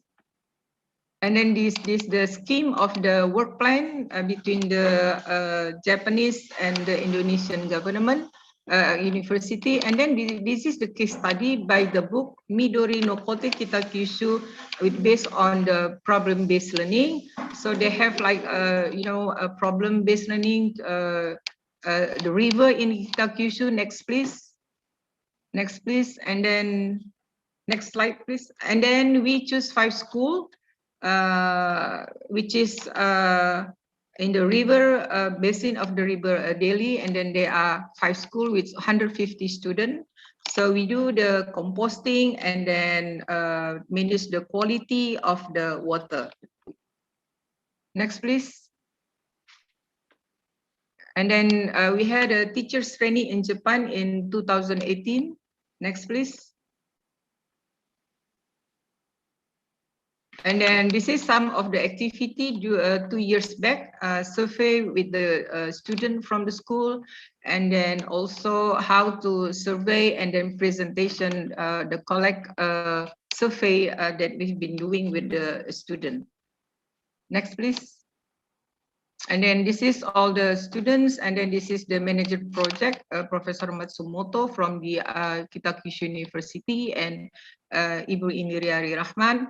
And then we have also international conference on research collaboration. This is the second one just last April, and then there will be the third next year. So hopefully we can share our experience, and I thank you for this opportunity and having me. Thank you so much. Yeah, thank you so much, Ms. Camilla. It was nice to listen to you, the way you shared about Medan city conditions, challenges, and the initiatives taken by your organization on solid waste management. So we'll again come back to you during question answers session. So thank you so much. With this, we have completed our first part of the program, and now let's go to the next session, in which we have 5 youth speakers, and the discussion would be on understanding and exploring indigenous knowledge on biodiversity, conservation, and climate change, case studies and experiences from South Asian nations. So the youth speakers from different countries, they'll be sharing the case studies and experiences. So with this, may I now introduce you to our first youth speaker of the day, Ms. Elsie Gabriel. Ms. Elsie Gabriel is founder president, Young Environmentalists Program Trust, and national coordinator, Oceans Climate Reality Project India.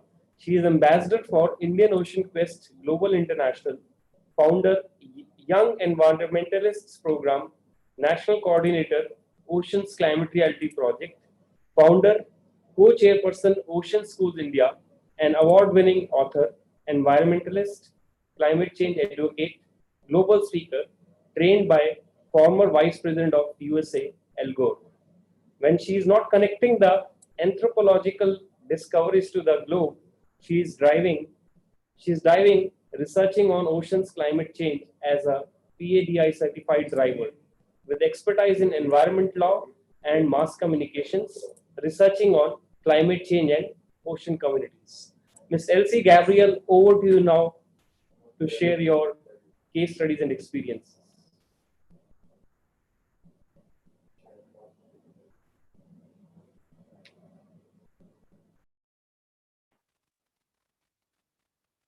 Good afternoon, everybody.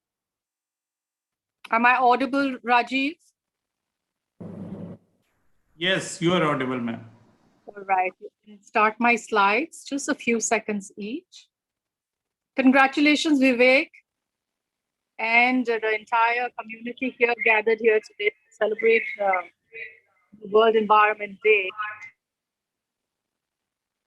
And I cannot see the slides. Rajiv, have you commenced sharing them? Yes, thank you. So this is a personal glimpse, just a short glimpse on our story that, you know, the work that we're doing where the oceans are concerned. And of course, the SDG 14, as all of us know, it does focus on ocean conservation and the life below water. So what happens when you get, you know, the quote from Sylvia Earle, my mentor in the ocean world, is when you get a diver, a deep sea diver, researching on oceans, and this is what the documentation that we aim at, gathering from all over the world. So this is what you get when you get a deep sea diver. So having been certified as a deep sea diver in Australia, PADI, I took the opportunity to convert all the research areas in over 23 ocean habitats all over the world, which is right from Madagascar to Maldives to Mauritius. And in South America, that would be Brazil and Ecuador, Galapagos Islands, studying the community there. And then coming back closer to home, right, diving in Andamans, Neil Islands, Havelock Islands, and Chiriatapu, and also diving in Kerala with the Kerala Tourism Board. And then again in Chennai, as well as in Lakshadweep Islands. And again, of course, very own Maharashtra, Sindhudurg area is a large area where our coastal regions are there, and we have a lot of dive centers, which we want the world to know more about. So, and of course, having dived in Bali, and as well as Thailand and Singapore and, you know, Malaysia and Australia, of course, the Great Barrier Reef. So what I did was transformed my journey as a deep sea diver into collecting research on 3 basic topics. which is so relevant to today's restoration, ecological restoration. Of course, nobody should get left out. And of course, the ocean should not get left out.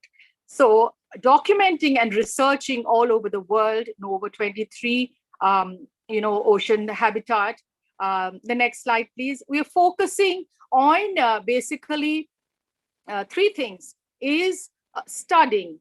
I mean, when you tell, I'm also an educationist and, talking and a global speak on climate change, being the national coordinator for Climate Reality Project India, we focus mostly on education for the youth. So my focus is mostly on the youth. And then what happens is that when the youth, or when I've been talking to them this whole week, in fact, when we talk about the United Nations, proclamation this year for 2021, being, ecological restoration, they get a little overwhelmed. I mean, it's a huge, huge, vast topic. So what are the areas and where can they start is the question that I get thrown at, So what we're focusing is on micro identification of your backyard, where we can start wherever you are in the world. We tell all our people all over the world, all our students all over the world, and all our divers all over the world, that you can always start in your backyard. So we do work from top to bottom and bottom up approach in many of our other research programs. But here what we're trying to do is trying to narrow down where you can identify your own problem areas where the ocean is concerned. And like I said, no one should get left behind, and so should the ocean get left behind. Of course, when we talk about ecological restoration, it's just not the forests and the peat areas and all the areas that we have in the biodiversity of the forest, the mountains, and so the oceans, of course, we all know are one of the largest sink areas, carbon sink areas. And if UN has decided that, it has, of course, methodologically proclaimed that we have 10 years, 2020 to 2030. Next slide, please. I mean, I say there is no time. We're running out. I mean, the oceans, of course, is absolutely vast, and it does cover the entire, especially India. We are a peninsula, and we are focusing more on the peninsula of India, coming back to our home topic. And so what happens is that we need to identify our own backyard, number one. Number two, what we are doing on our projects is focusing on the youth education. So how can they become ocean activists? How can they become ocean educationists? How can they take on a journey for the ocean restoration system for the next 10 years?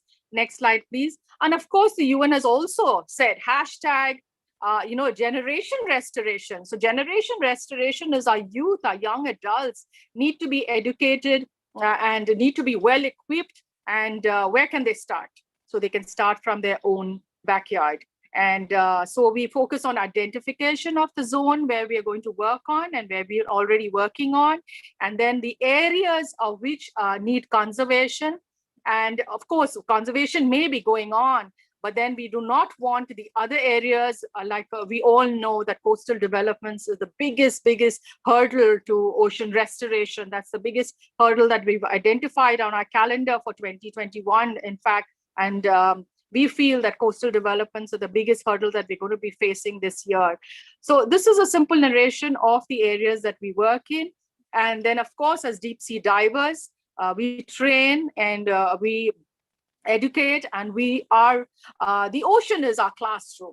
So that's the journey I'd like to share with you. The ocean is our classroom, and the marine habitat and the communities are our people, and we include them as faculty. That is the fishermen. We have a very strong community of fishermen, joining us, and they are part of our faculty, and we use them. Next slide, please. As our, part of the, project for ocean restoration. So what happens is, next slide, please. So like I said, we focus on the youth, the women, and the problem area of where we are to restore the area.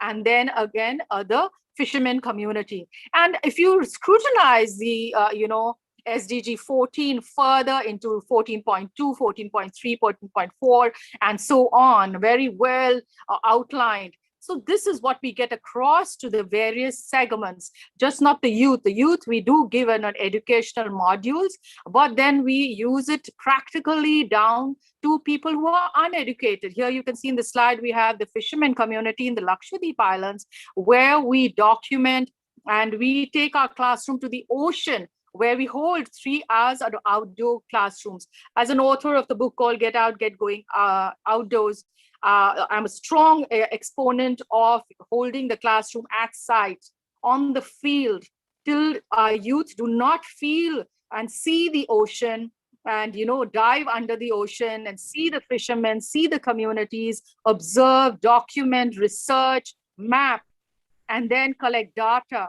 And that's how they're going to move forward and know what they're actually going to be restoring. So over the last 2 years, I mean, in fact, it has been brilliant, where some areas that we've been working in, like Lakshadweep and Andamans, have been green zone areas for India, particularly. I'm from Mumbai. So through video conferences and through webinars, we've been able to conduct over 100 ocean cleanups in very minute segments, right from mangroves to marsh areas to the fishermen areas, and of course the ocean beach, which are there for recreation and for the public and the habitat. So it's been a very good year for 2020 for the ocean recovery, where the youth are concerned. And we took advantage of the green zone. And now again, of course, COVID is back in India. And though we are at the fag end of it, but still, we are still not totally free. So what we do is we do concentrate on the fisher folks. And here you can see the fisher folks literally, we talk to them about sustainable fishing and how it is that, they do get sharks, they do get turtles when they get, it's called stranded, fishing. So while they're, conducting their catch, it's of course, some places is just by pole fishing, which is very safe, and some it is with, nets. So we explain to them the dangers of the nets and the plastic, use of the nets and alternatives. And then we sit, next slide, please. And we involve them that how do you know which are the areas? So the fishing community here where we work in, work as faculty with us, and they help us to identify the fish species, the areas where we are experiencing problems of, dearth of turtles vanishing, or the seagrass being, getting explored and, being rampaged upon. And that's how they help us to identify the reef areas which have bleached and which are being, hit by tourism, or maybe just by climate change or the storms that come in. So we've been doing coral plantation as well, but more than coral plantation, we've been identifying the areas of the coral degradation. That's the area that we've started initially with the student programs.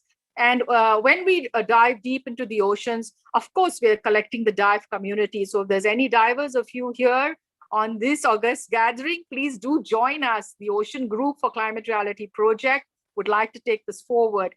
And if we train you, of course, life safety measures and about mapping, about ocean habitat, and the field trips for us are the main focus. Our system, our method of education where ocean restoration is concerned. Next slide, please. And here, of course, you can see that, we do talk to them about ending their, subsidiaries, because they'll be overfishing. It's a very sensitive topic because the ocean belongs to the ocean habitat community. So how do we get the international policies, the Indian laws, and the various laws and the segments that I work in, the policies, how we transcend that policy and transform that knowledge into them in exchange, next slide, please, for the knowledge that they give back to us, yeah? So when they tell us, that this area or this zone has white corals and white tips, we know that these corals are bleached, and why they bleached, how many years they've been bleached. So there's a very good network exchange system that we focus on from the marine habitat communities, whether it's youth, young adults, fishermen, and even women. Next slide, please. And of course, every ocean that I've dived in, right from Australia to Asia to, Sri Lanka and Maldives and even Galapagos and Lakshadweep, the Science Technology Center is in place, So that when we interact with them gives us hope that yes, ecological restoration where the ocean is concerned is going to go forward. But of course, there's a dearth of funding, there's a dearth of government support in some areas. So therefore, we interact with them and we document and data collect what are the areas of ocean restoration that they would like to work on and focus on, keeping their own backyard scenario in place. So right now, this year, we focus mostly homebound on researching. Next slide, please. And of course, we do have 14B supporting small scale fishermen, and all over the world, no matter how big the government has commercial fishing in place, commercial, fishing industry, how big it is, and how much it supplies, and, and the supply and chain and all the laws and everything. But who get left out? We've realized that 14, the B section applies mainly to India, where we have, small fishermen and large numbers, and they're a sector to be reckoned with because they need GPS, they need mapping, they need to be safety equipped, and life-threatening cyclones, they're always there out the sea, they need to be informed, and that's how the science and technology sector, that's how the government safety sector and the small fisheries need to be informed of how they can grow. And we don't want to transform them into commercial fishermen, international fishermen. No, it's their life. They worship their backyard fishing and they respect the fish that they catch. And they'll always throw back small size. They'll always put the turtle back and they'll always tell us, ma'am, there was a shark in the catch today. And, things like that. So small fishermen are also as part of our education system. The next slide, please. Ms. Elsie, I request you to please conclude as we are running out of time. Thank you. Next slide, please. So, of course, we do educate them on the international laws. Next slide, please. And this particular picture, I will tell you, was in Galapagos. And this happens very often in India. I haven't used an Indian picture here as yet. But the local fishermen need government support where they can take, their mission forward of, the knowledge about fishing and fisheries and the ocean habitat. So this is a beautiful picture where they're quite a segment which needs the support to take forward. Next slide, please. Here, and the second most thing that we focus upon is the women, and we are studying, our ongoing research is on the gender equality, where the women community need to be on board of policy decision making. So that we are enforcing, and many of our women community folks in Lakshadweep are in fact already got on board with the mission, which is fabulous success story. And of course, in Andamans now, we're trying that more women represent, so there's more gender equality. So we focus also on the women gender equality where the oceans is concerned. Next slide, please. Like you can see, TDK, traditional knowledge is a very important aspect of our research. Next slide, please. And we've kept them as our mentors, as our seniors, and we spend days and nights with them just documenting their telltales, their stories, and transform them into data and research. And that's how we go forward for the next generation to incorporate and bridge the gap between TDK and the scientific technology centers in these various ocean habitats. Next slide, please. You can put the next slide, please. This is how they gather around the ocean areas, and there's an exchange of information. Next slide, please. I request you to please conclude. We need to give some time to other speakers also. All right. Okay. So the next, keep few seconds. Yes. So this is the school. Next slide, please. Next slide, please. Next slide, please. Next slide, please.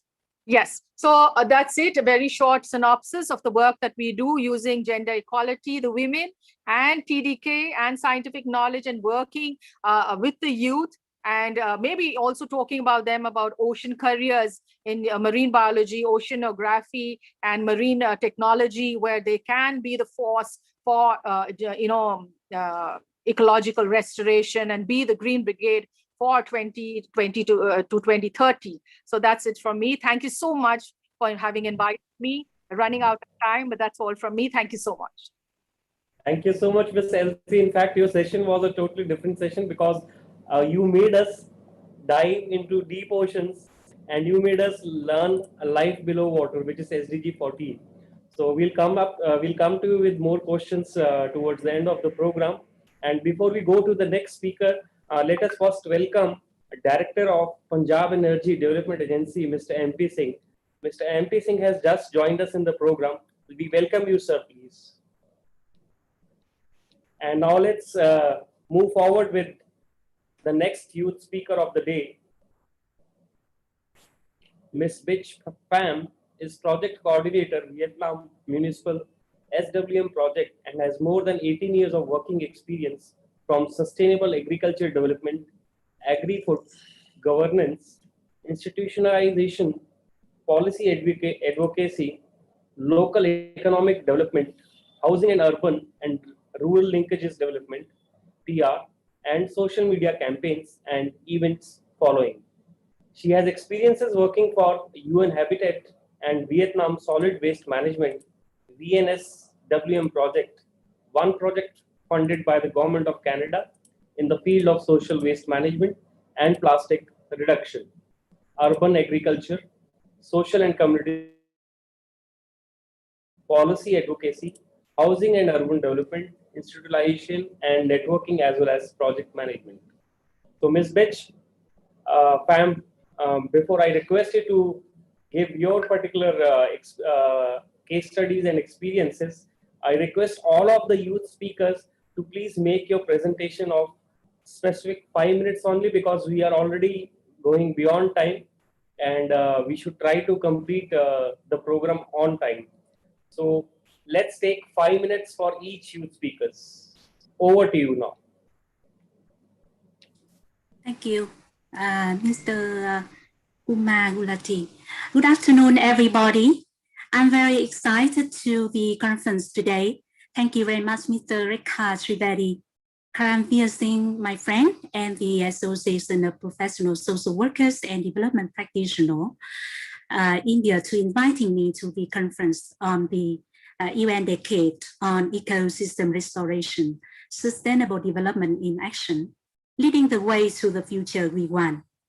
You know, at this moment, the general situation in Vietnam for this action for the UN Decade on the Ecosystem Restoration.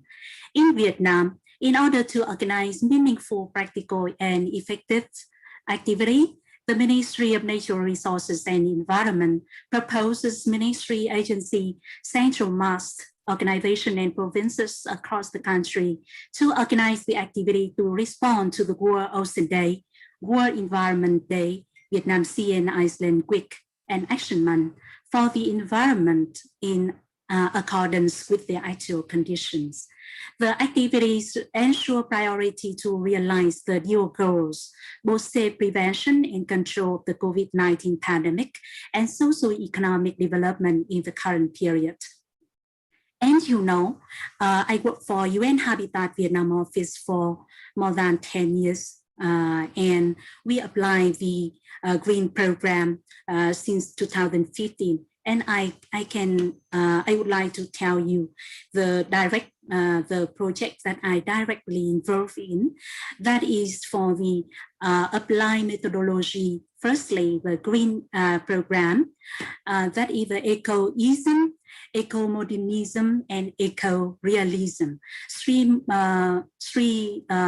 approaches are impacting to the ecological restoration.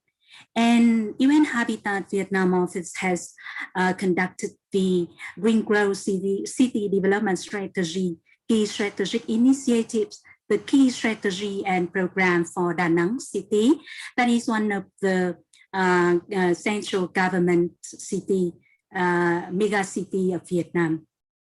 The focus on the sustainable urban service and infrastructure, natural resources management for development, and social development and green growth SWOT analysis. And from the overview of the Green Growth City Development Strategic Initiative, that is, we think of the from opportunity to the key strategies and program.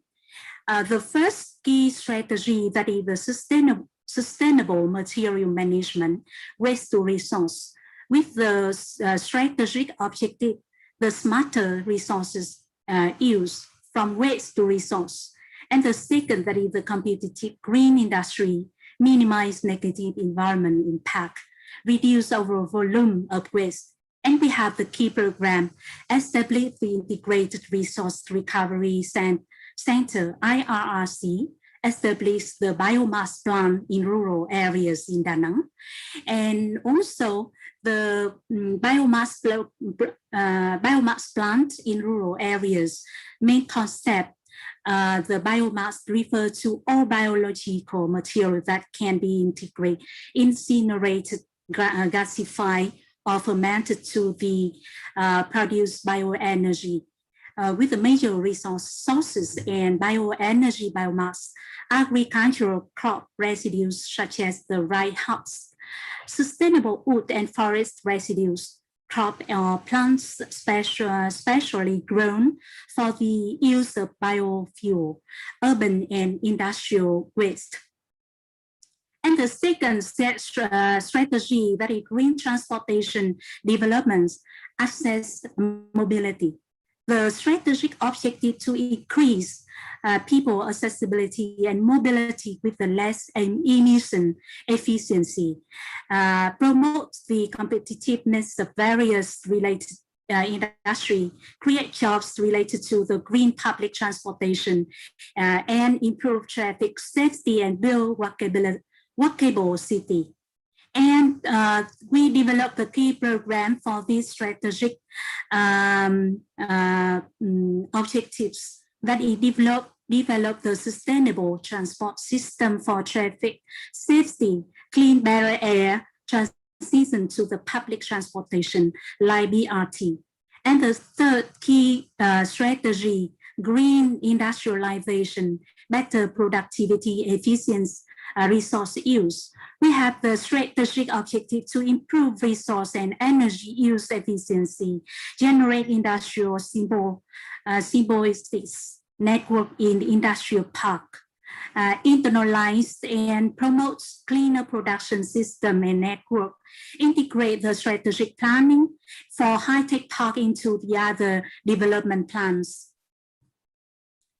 And of the fourth key strategy, we utilize the integrated water resources management with the objective coordinate to the research, data collection and management projects, integrate land use planning with the natural resources management, improve the environment assessment process, and integrate the monitoring and evaluation indicators in system, and promote the ecological in water literacy.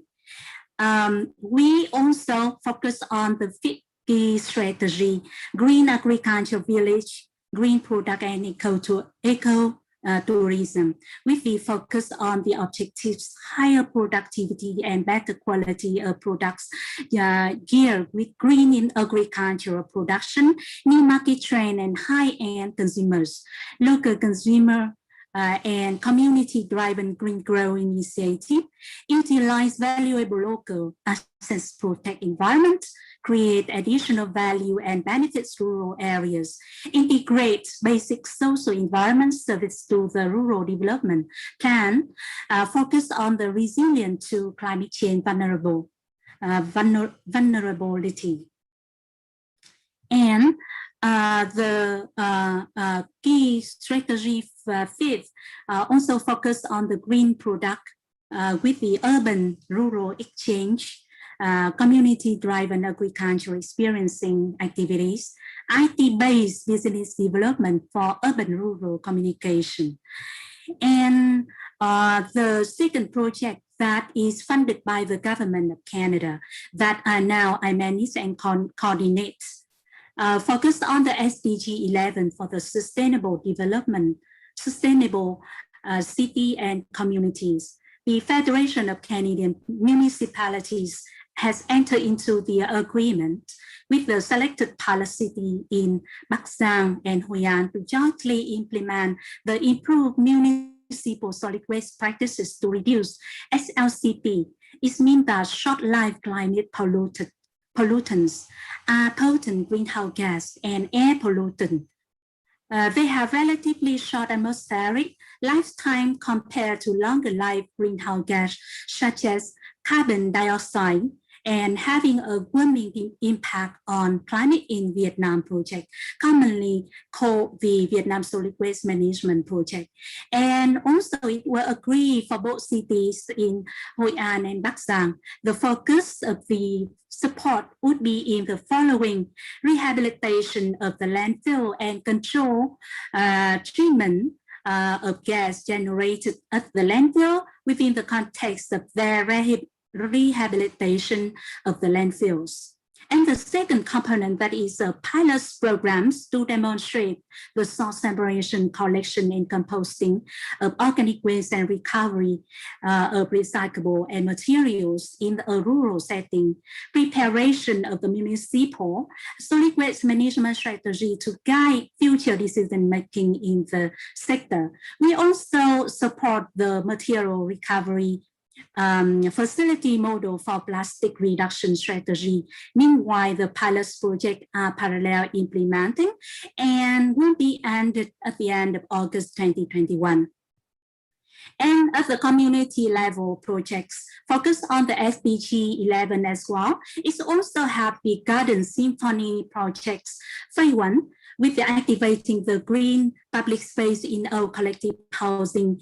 In the all collective housing means that the local resident will plant trees by themselves in the house and in the green public space. And phase 2, that is the garbage to garden, related to the solid waste management as well. It means that all the actors in the society work together, be in action. It will reduce the methane generation to the environment. And I would like to share you some pictures on this. Can I share?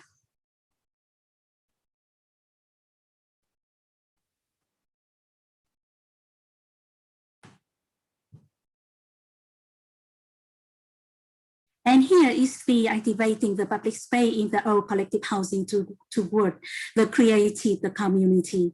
And you can see that is the before with the waste disposal existed for more than 20 years. And it is in the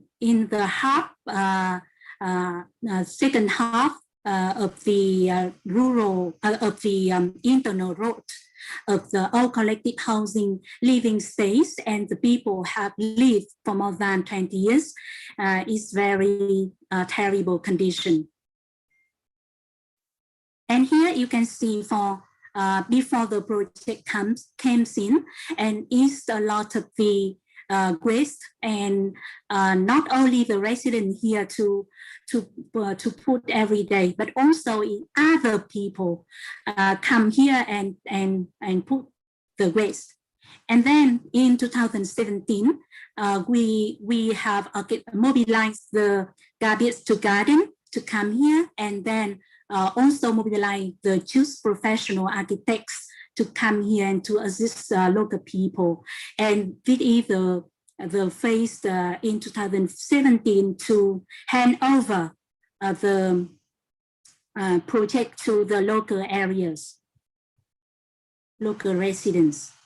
And also the second phase, that is the community meeting with the architect and artists to activating the outside and outdoor of the collective housing. And we have also several meetings with the local communities there. And now the come here is the yesterday, and now is before and after, and you can see. in the left hand is before and the right hand, that is the project come in. Ms. Pham, I request you to please conclude as we are running out of time. Yeah, it's so quickly, and here you can see they call the project that is the garden symphony. It means that all the household level here they plant the tree around the floor, and also they plant the tree in the public space as well. And also we organize the weekend carnival and to organize all the activities for the children and the old people. And also other things I have the project is the food security and disco soup project. It's under the program of the slow food. As I so mentioned for the fish, and also we also have the slow fish. It means that catching the seasonal fishes. And in the complicated COVID-19 pandemic situation in Vietnam now, the world is changing and people stay at home, work from home, but it not stop us to think, to do action for better future, especially our awareness and assumption for the young generation and the way we treat with our food and community. And we need to learn how to select stuff, and when we go to shopping, habit of eating and cooking to reduce, refuse, reduce, reuse, replace, recycle, and restore. And on the 24th of April, I have conducted the disco soup event with the concept of using food and music to connect the souls and make friends. Networking together, we will collect food together, chopping, cutting, and cooking and eating together. We nearly come to the waste and will be nearly thrown away. The disco soup to serve 300 meals for people, saving and fighting the food waste to zero food waste in the message that no one left behind. Then this project has encouraged the local residents at all levels to be involved and also promote the church food movement for their logical thinking changes. And just a few minutes, I want to share just 2 or 3 minutes things, the music, and then I think that is quite interesting. And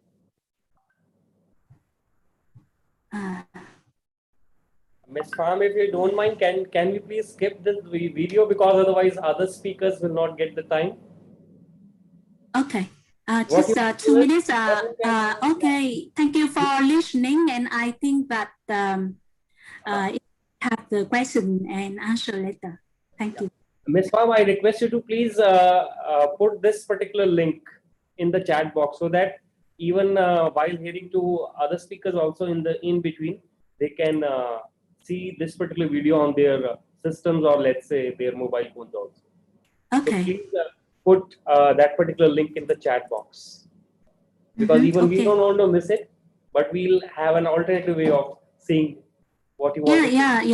Yeah. Welcome people to click to the link in the chat box later to see the interesting video and music and dance to connect the soul people for the food waste fighting. Yeah. Thank you. Thank you so much, Ms. Pham. And again, we'll come back to you during the question answers session. And we'll move forward with our next youth speaker of the day, Mr. Kinley Dorji. Mr. Kinley Dorji is lecturer and program leader of the Department of Environmental Management, Royal Thimphu College, Royal University of Bhutan. He review and recommend improvements to existing environmental strategies, investigate environmental incidents, and develop action plans. As an individual and professional, he always follows and enforces environmental policies and procedures, perform environmental research, and prepare research reports, which helps in developing budget and timelines for environmental operations, and develop cost reduction initiatives while still maintaining quality. He always believes in spreading knowledge by providing job trainings and assistance to team members when needed, while staying updated with environmental trends and legislations. Mr. Kinley Dorji, over to you for your sharings. And again, it's a request, let's make it precisely for 5 minutes. Thank you very much, moderator, Mr. Hitesh. in the name of saving time, I'll just present the first part of my presentation. A very good morning, good afternoon, and good evening to all the virtual participants from around the world. I would like to take this opportunity to firstly express my honor to relay felicitations for this very important day to you all from His Majesty the King and the people of the Kingdom of Bhutan. How delighted it is to convene here on this special virtual platform, calling together the spirits and minds of people from around the world to celebrate the International Day of the Environment. This is indeed a sacred moment for the humanity to gratify and to cherish the blessings of natural environment we live in and aspire to contribute to the continued glory and prestige of it in the human space. Let me introduce myself here. I'm Kile Dorji. I'm a lecturer and a program leader of the Environmental Management Department here at Royal Thimphu College. I'm also the curator of E-Conscious Society, the youth-led organization with vision to enhance the prestige of natural elements in the human space by advocating better understanding of the natural environment using a multitude of lenses beyond ecological sciences. With my gratitude for having given me this opportunity to speak about biodiversity conservation, restoration ecosystem, and climate change, representing my society, my college, and my country on this important day, I would like to start by talking about biodiversity in Bhutan first. Bhutan is a very small country nestled in the eastern Himalaya with the population of little shy of 1 million. Bhutan has been declared as one of the biological hotspots in the world. That means my country has very rich biodiversity, a natural as well as agricultural biodiversity. We are prominently an agrarian nation with our economy heavily depending on agriculture, tourism, and hydropower. You can think of how intrinsically as well as intricately our economy relates to the rich natural resources we have. This predominant economic activity which feeds our economy and the well-being are all based on direct benefits or derivatives rising from the rich biodiversity we have. My country has 72% of its landmass under forest cover. How did we achieve this? The feat is achieved only due to the priority we give to the conservation and institutionalization of it, culturally, legally, and by adopting the cautious but important developmental pathway guided by what we refer to as developmental paradigm called gross national happiness. But what is there to be proud of? We are a developing nation with our economic growth rate of little more than 3% today. However, this is because of the COVID-19 pandemic, and we had it about 7% then. The economic growth as well as as we all see around the world has its own set of impacts on environment. The pristine Himalayan ecosystem and its integrity Bhutan has can be undermined. In many ways, it is not about the question of having a good forest cover or the healthy biodiversity. It is about the functions ecosystem with rich biodiversity has on the various facets of humanity and the Mother Earth, its system actually. Now coming to the climate change, a common issue humanity faces, Bhutan has been declared the only carbon negative country in the world. However, the pride of being an only carbon negative country and the national aspiration to conserve huge landmass under forest cover in all times to come have many things to lose in the face of climate change. The climate change, recognized as one of the most prominent and complex environmental challenges facing humanity, not only exacerbate the loss of biodiversity, but also asserts its weight of socio-economic and socio-cultural and economic consequences on all the countries around the world, more severely in the Himalayan region, and yes, Bhutan, as a landlocked, underdeveloped nation nestled in the fragile Himalayan ecosystem, whose economy highly depend on climate-sensitive sectors. So Bhutan today experiences and will likely be further aggravated the impacts of global climate change, like change in seasonality, climate disaster, and overall deterioration of natural resources, undermining future livelihood. With increasing climate vulnerability, particularly in the Himalayan region, where communities are unprepared and poorly equipped with the mechanisms to enhance the resilience and adapt to changes, it is an imperative measure to advocate climate change at the grassroots level for a successful and long-term solution. What can we do? One of the answers or the fixes to this question or issue definitely is ecosystem restoration. I'm no expert to speak on this subject of ecosystem restoration, but I'm very optimistic about the positive impacts it is going to bring on the health of the planet by enriching the recoverability, diversity, and resilience of the natural ecosystem. I'm very optimistic indeed, and we all should be. The United Nations has not only taken major steps towards conserving the biodiversity to combat climate change, but also initiated a global restoration initiative by declaring 2020 to 2030 as a decade of ecological restoration. This will not only act as a springboard to start and accelerate the restoration activities, this could foster the common aspiration to restore global environment, exchange views about it, and most importantly, mobilize the resources towards this end. Now, the question is, as a youth and as a youth speaker, what can we do? I would like to point towards three things here. The first one is education and technology. Second one is global enablers, which can and would include common support towards restoration. And third, the implementation of all these plans. As an environmental educator and an advocate myself, I would like to touch on the education and ecosystem restoration, there is actually a general need to revision and refashion the goals of environmental education. There is a need to be, there is a need of actually a better human attachment towards environmental bandwagon, which is mightily supported with frustration and abhorrence, which is very rampant around the world. The education should enlighten souls to see the world and the environment as an indelible complement to human well-being. What has science actually done that the traditional and indigenous belief and practice has not towards conservation of environment? I'm not saying that the science and technology has made an end here. I'm just trying to bring in a perspective here about why we don't include the traditional values to enhance human relationship with the nature. The only way forward I see to restore this relationship is by enlightening ourselves of the intricate relationship we have with the nature, which led to actually natural conservation for thousands of years. Mr. Kenley, please conclude. Okay. To end, I would like to remark that the ecosystem restoration is an imperative initiative, but it should start with enlightening the minds and heart to restore the human-nature relationship, which as youth can do for the well-being of our planet.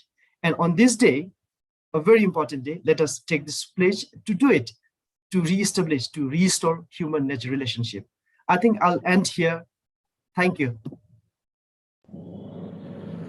Thank you so much, Mr. Kinley Dorji. And while we were listening to you, we all know that Bhutan is being known for biodiversity conservation and happiness index. So I think once the situation becomes normal, we should plan a program at your particular country, Bhutan. Right. Yes, definitely. I had a few conversations with the organization. I look forward to it. Thank you.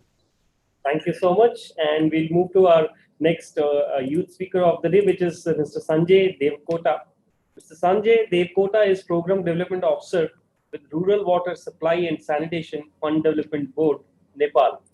Mr. Devkota is responsible for facilitation to wash clutter as a co-lead and regular coordination with DDRC, DWASH CC, and GON line agencies.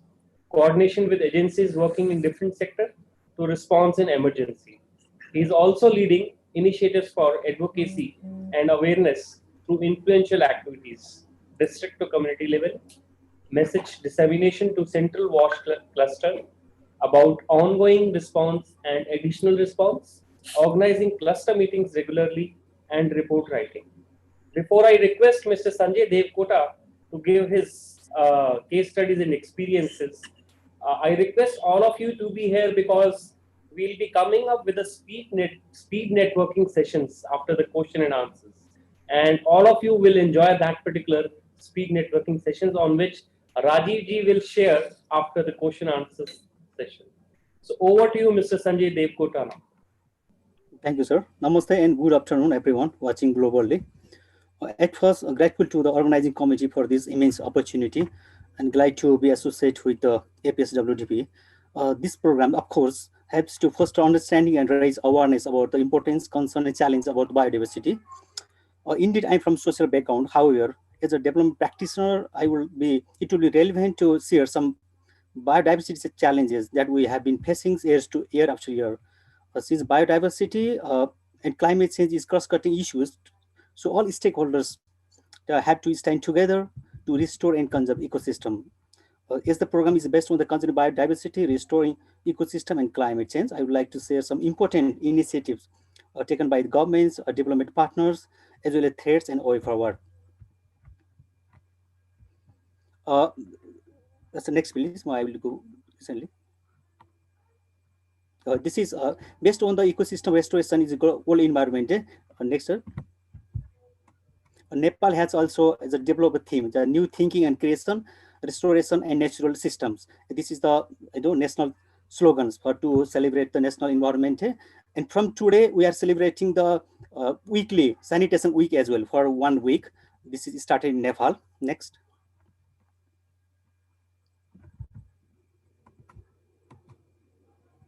Yeah, there we are. I'm focusing today's program is on the climate action. Is the 13 goals and the 15th.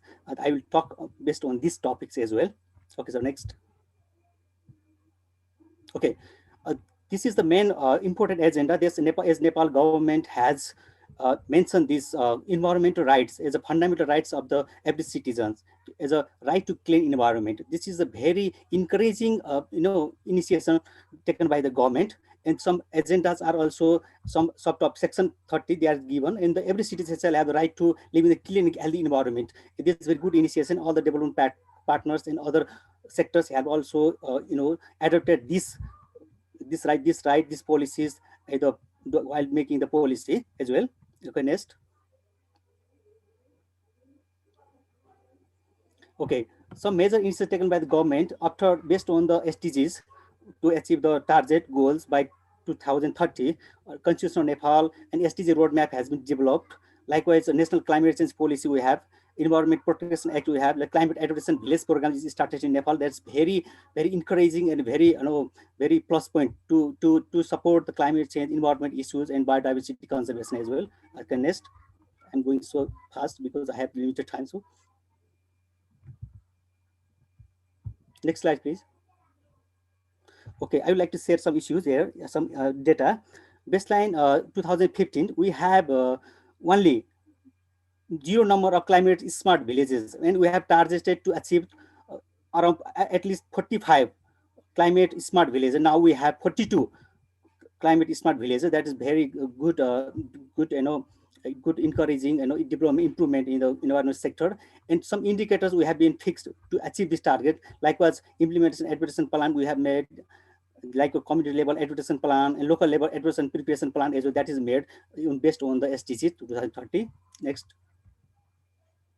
Like climate adaptation village program implementation guideline, there is number A, water smart practices. There are rooftop water harvesting, plastic road that encourage symmetric water tank. Likewise, carbon energy smart village, improve stove and plantation. For the support agriculture smart village, we have improved cattle house and biopesticides, drip irrigation, drought resistant crops, and the plastic tunnel. Next.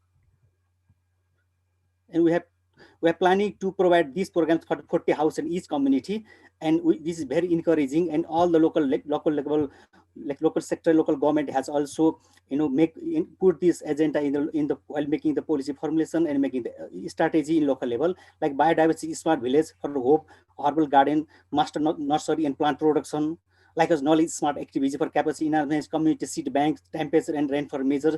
These are some indicators that followed by the local levels to make the village as a green village, as climate adaptation village. That is very good initiation at local level. And major ecosystem services we have in Nepal, the cultivated food. And almost all of the population depend on the food in Nepal, and harvested white food like mushroom and other foods we have. This is the this is given by the nature, like raw materials that we use to make like jacket and like mat and other things is we use in the local our areas.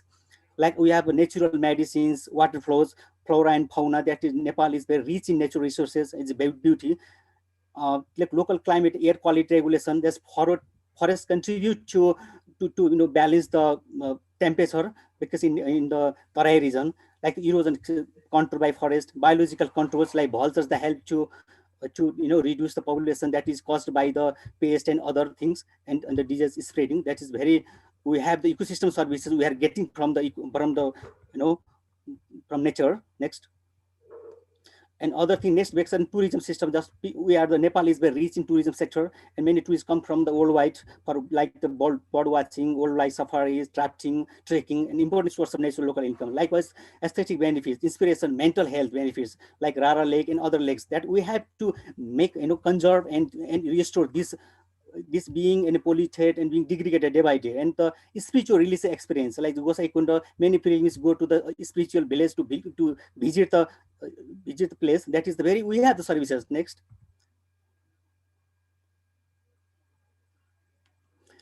However, we have major threats to biodiversity conservation. First of all, threats to forest biodiversity is a loss of habitat due to the encouragement of the people into the forest area for the plantation, other in crops, illegal wildlife trade, human wildlife is a conflict due to the capturing of the field by the community people, and the stone, gravel and sand mining from the rivers and stream. That is the very challenging for biodiversity. Number 2, next.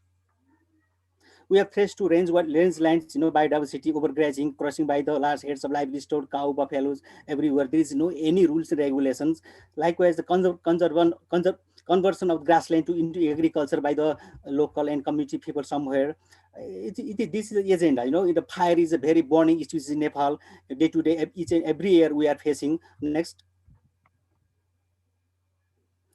Yes, like the threats in wetland biodiversity. This is also very alarming issues in Nepal. Encouragement of the agriculture settlement, like diversion of water for irrigation, damming of rivers, widespread mining gravel from the rivers and other water pollution from the household and industries and everywhere. We are then properly, it's not managed as is. That is a very crucial issues for the to manage the pollution, and it is making the pollution so worse day by day. Next. Threats to agro biodiversity. As you know, commercialization agriculture, there we have widespread modern hybrid and excessive use of the insecticide, pesticide. That is a major challenging, as you know. Next, sir. Mr. Devkota, I request you to please conclude. Okay, sir. So I'm going to the. Okay, so I would like to share some major threats like the deforestation, forest fire, shifting cultivation, overgrazing, overexploitation, medical plants in trade industry, wild plant resources in livelihood and rural people, and resource for the excessive extraction of the wild plant resources. They are the major threats in Nepal. And after the COVID-19, some socio-economic impact that is in the biodiversity in Nepal is seen, like cultural impact, like in the wedding ceremony, other ceremony is restricted. And environmental impact, there's in hot spot wastage, agricultural impact, social, psychological impact, international food supply chain, and risks of hard loans for the for child labor. It's a very risk in Nepal. And I would like to share to make the Nepal is an open defecation free country. Master plan was made 2011. That's a properly implemented because it was completely and it was very successfully implemented in the local level. So we need to make a plan to biodiversity conservation from the top to bottom and to localize, and local people and local stakeholders, we should be encourage them to stand together, integrate with the fragmented situations. We need to make a major breakthrough in the ecosystem and the environment sector as well. And for this, we have the government leadership that support environment, stakeholder partnership to create synergetic action. We should have encourage and attract private sector for marketship and community ownership. With our community ownership, we can achieve any new project, we can achieve any things, we cannot achieve biodiversity conservation and restoration. That is a very alarming issue. In the conclusion, to achieve the target, we have to effective multi-stakeholder and inter-sectoral engagement management, good cross-border and cross-sector collaboration, good policy coherence and joint efforts to meet all the SDGs. SDGs as a transferable agenda of the new governance model, scale up and scale out climate change adaptation mitigation, knowledge and evidence-based policy reforms we need to develop, inclusive and cooperative environment governments, and capacity development at all levels of addressing technology gaps, and incentive-based management ecosystem, subsidy reward should be provided, and promotion of ICT, information communication technology, to avoid digital gap we need to promote. And overall, for the sustainability, restore, and conservation of the ecosystem. We all stakeholders come together and stand together, and we have to make joint effort, integrated, fragmented efforts. I think so. And because of limited time, I conclude my presentation here. And if you have any queries, please feel free to share. Thank you. Thank you so much, Mr. Sanjay Devkota. It was nice listening to the different initiatives that your organization has taken in environment conservation. And we'll again come back to you during question answer session. Now let me introduce our next youth speaker of the day, Mr. R. Clario Dimaseta Jaya, who is a project leader, Urban and Regional Planning Division, Indonesia. Is a regional and urban planner who has been involved in various aspects of planning.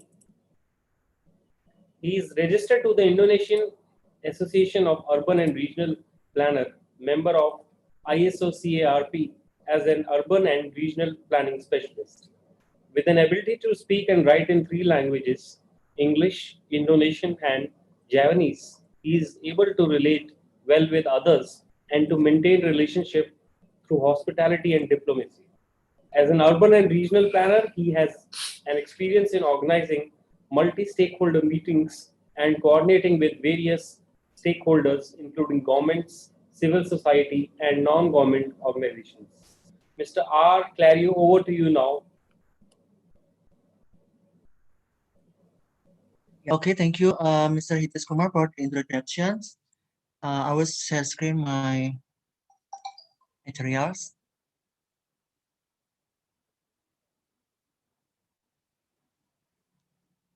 Okay, today I want to share my opinion about the challenges of ecosystem restoration in your perspective. Land is a complex biophysical system providing vital ecosystem services for human well-being and a good quality of life.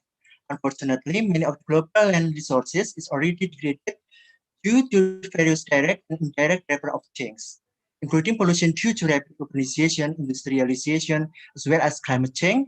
So the timely restoration of degraded land is essential for ecosystem resilience, and also for ensuring food and nutritional security of the growing human populations.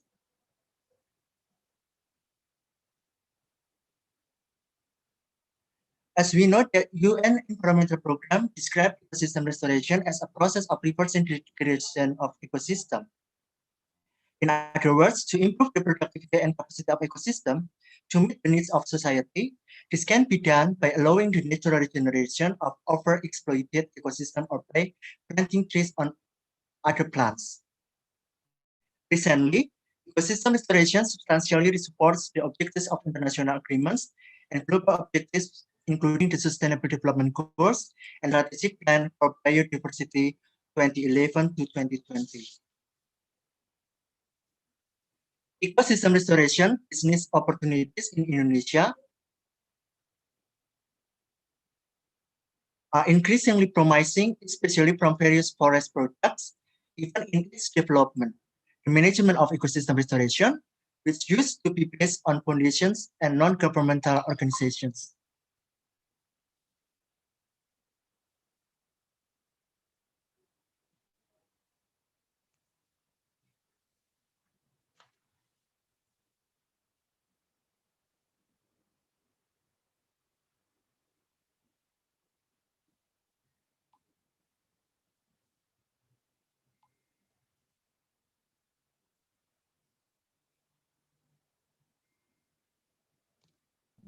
Mr. Clario, is there any technical problem or?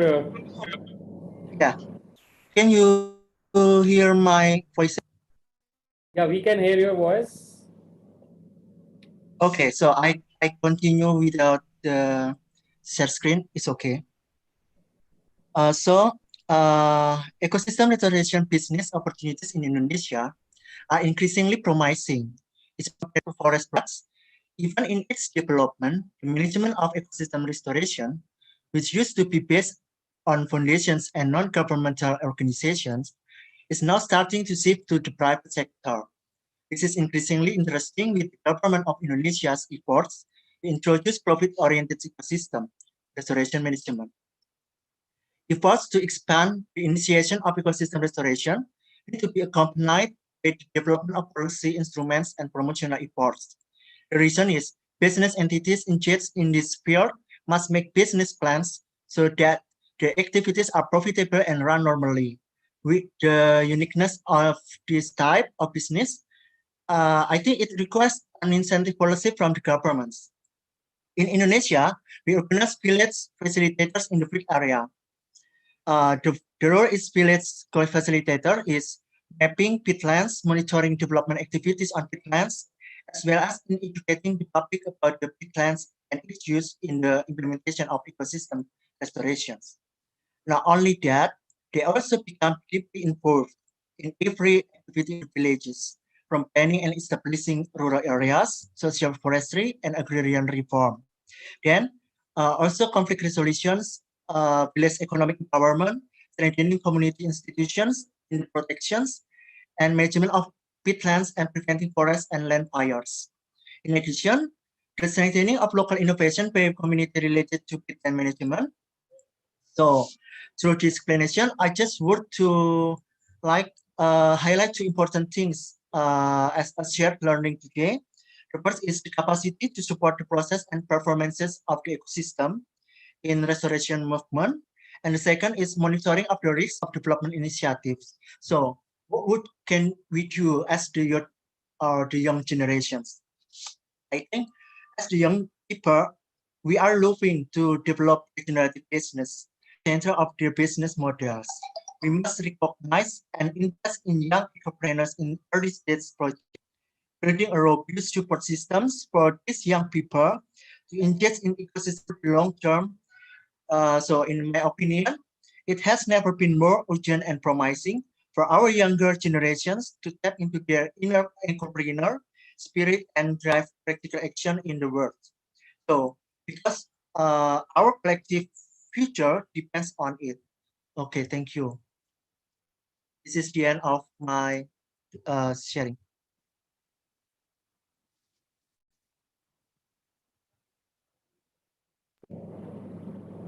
Yeah, Mr. Clario, have you concluded or do you want to share more? This is the end of my presentation. I conclude if as young people, we are looking to develop regenerative business. So I think younger generation need to promote and invest in young entrepreneurs in early stage projects, building the robust support system for these young people.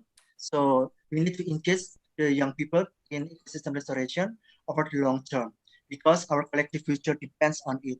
Thank you. This is my end. Thank you, Mr. Clario.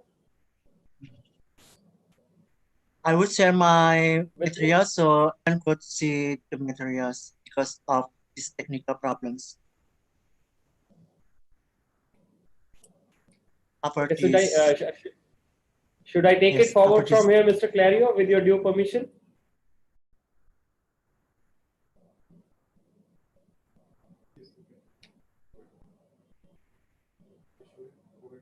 Yeah, Mr. Clario, I think there is some technical problem at your end, and I just wanted to share with all of you. We are already running half an hour late, but the sessions of such kind of, you can say, speakers where they are having experience from different backgrounds, I think even 3 hours is much less time to share their particular knowledge. So we'll conclude with this particular session of youth speakers now, and we'll now go to the question and answers. I request Mr. Rajiv Kumar Chaudhary, who is Honorary Director of Capacity Building and Training, APS WDP, to please take forward the question and answers session. Mr. Rajiv Chaudhary, please. Thank you, Hitesh, and this is very wonderful technical part of all the sessions to have today. So I request all the speakers, so please be there, and we have like keeping in mind the time constraints for question and answers. So we will not take entire set of questions. We have received from our participation through registration process. So we might pick few of the questions there. So my first question is to, this question is coming from Jagdish Kundu to Dr. Tuba. So question is, how environment can be saved when policymakers are pro-capitalism and development mean explanation of resources not preserved? So this question is to Dr. Tuba. This is a very big question, and I can see over several elements here. Can you just read it again? Yes, so how environment can be saved when the policy makers are pro-capitalism and development means explanations of resources not preserved? Exploitations, yeah. Yeah, well, I mean, first of all, let's unpack that policymakers pro-capitalism. Not, I mean, what does that mean, capitalism? You know, it's the concept of capitalism can mean different things to different people. And right now there could be, you know, stakeholder capitalism. There are different types of capitalism, first of all. Number two, not all policymakers are pro-capitalism. And you know that countries now are driven by sustainable development goals. And their, you know, COP26 for UNFCCC meeting for climate change is coming up. So countries have a nationally determined contribution. So they have targets and goals that they, you know, they try to adhere to. So that's one. Two, yes, so far we've been going down the path of forest and resource exploitation, and that's not good. So let's think about regeneration. Let's think about restoration. Let's think about, you know, taking care of nature, and nature can take care of us. And, you know, not all policymakers are like that. I think a lot of them are actually aware of the issue that we are facing. Now, you can see that even companies, you know, companies are supposed to be profit driven, right? There could be capitalism models all over, written over private sector, but it's not. They have, you know, regenerative activity, economy, they have a circular economy. So how can we change that? I think it's you know, there's over 300 people in this platform, the one that are working towards the better goods for society, you know, the next generation. We need to put this forward. We need to hold policymakers accountable. We need to actively contribute to policy making. And how can we do that? By generating evidence, by advocacy, by changing our own behavior and the other generation's behavior. So you are the generation for innovation and technology. So many things within our reach, and it's just that we have to determine and have to collectively do that. So yeah, I don't know if I answer the question, but I mean, capitalism, we can have the whole day talking about it. Yes, thank you, Dr. Tuba. I hope the participants are also satisfied with these answers. So now move to our next questions, question number 2. So this question is from Dr. A. Nancy to Ms. Beachpalm. So question is it is possible to protect the environment along with industrial development? It's maybe a similar to that, but the response maybe we said from Dr. Beachpalm.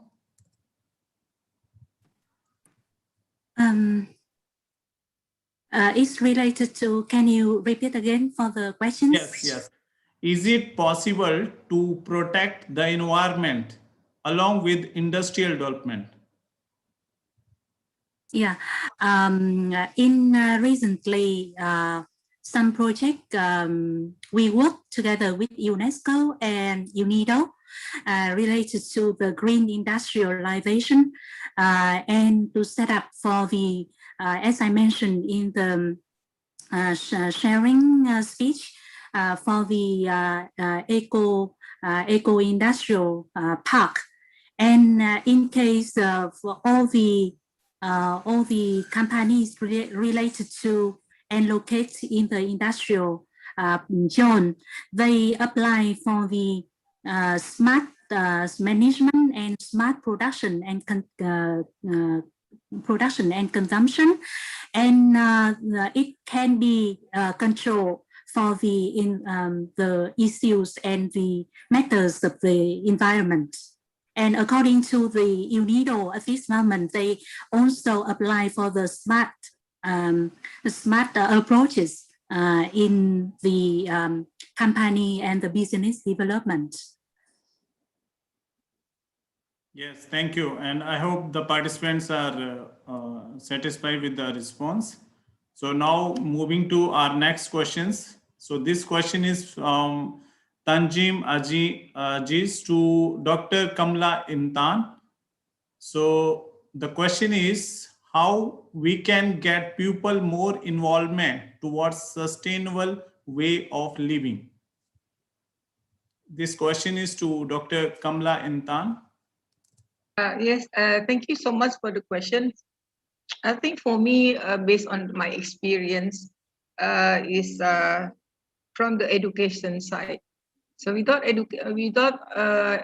educations, it is impossible to raise up the self-awareness about the environment. I think that is the main point. That is my experience. Thank you. Thank you. Okay, so now moving to our next questions. Question number 4. So this question is from Nandini Agnihotri to Miss Dia Andrea Worley. So this question is, what is the biggest environmental threat? Thank you very much for the question. I would say one of the biggest or the biggest environmental threat is climate change, because it affects the global world and it really has a lot of impact, and we don't know yet how we can actually really prevent this to happen.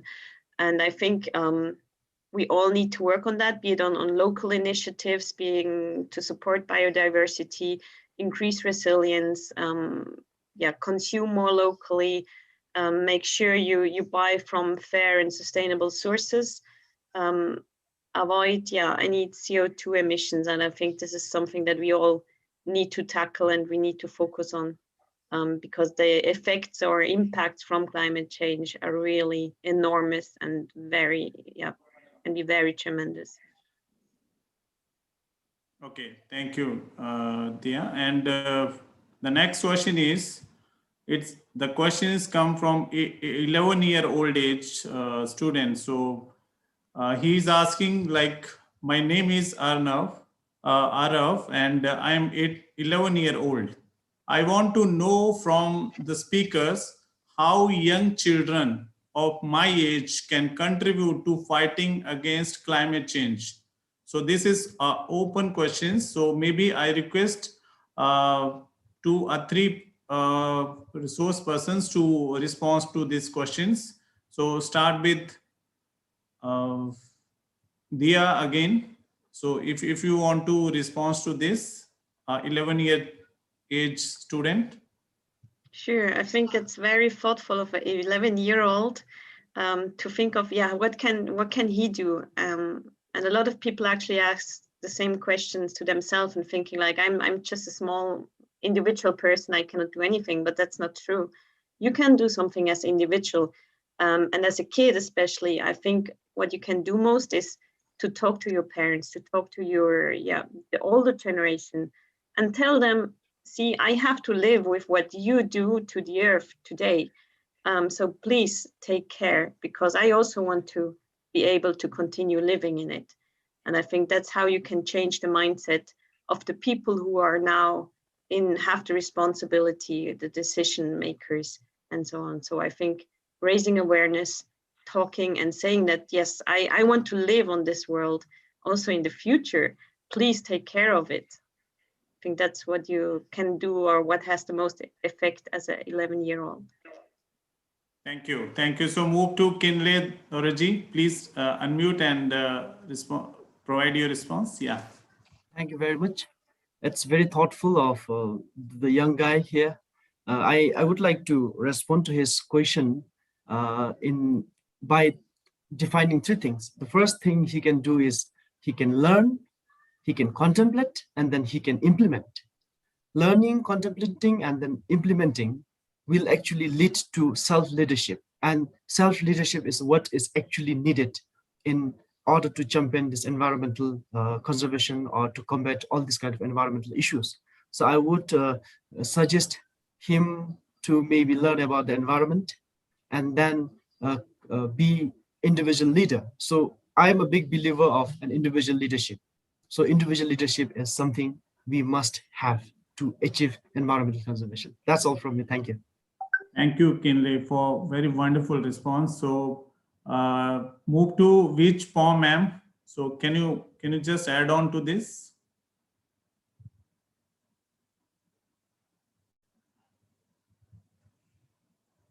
You are muted, ma'am. Can you just unmute, please? Okay, yeah. Related to the questions, how to engage and educate the youth people and the young children, young generation to involve in the project.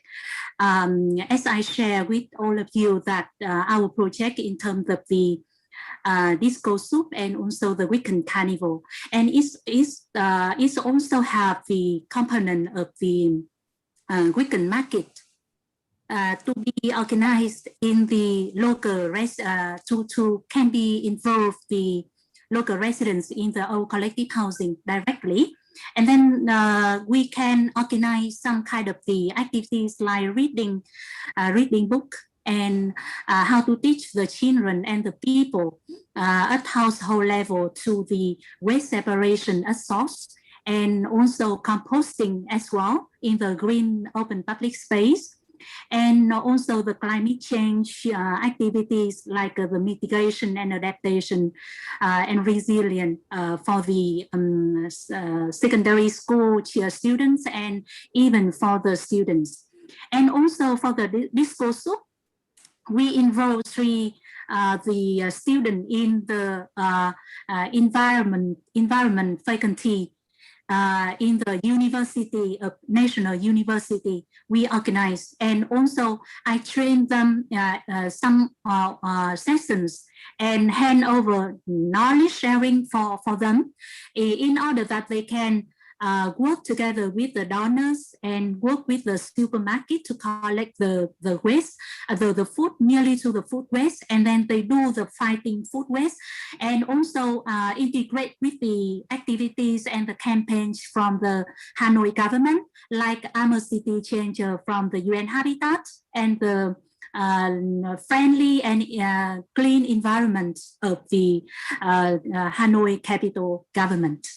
And with that action, the students from the environment university, they can lead and also take some kind of the action and some technical seminars for all the students and all the children. And according to that, they can do every action.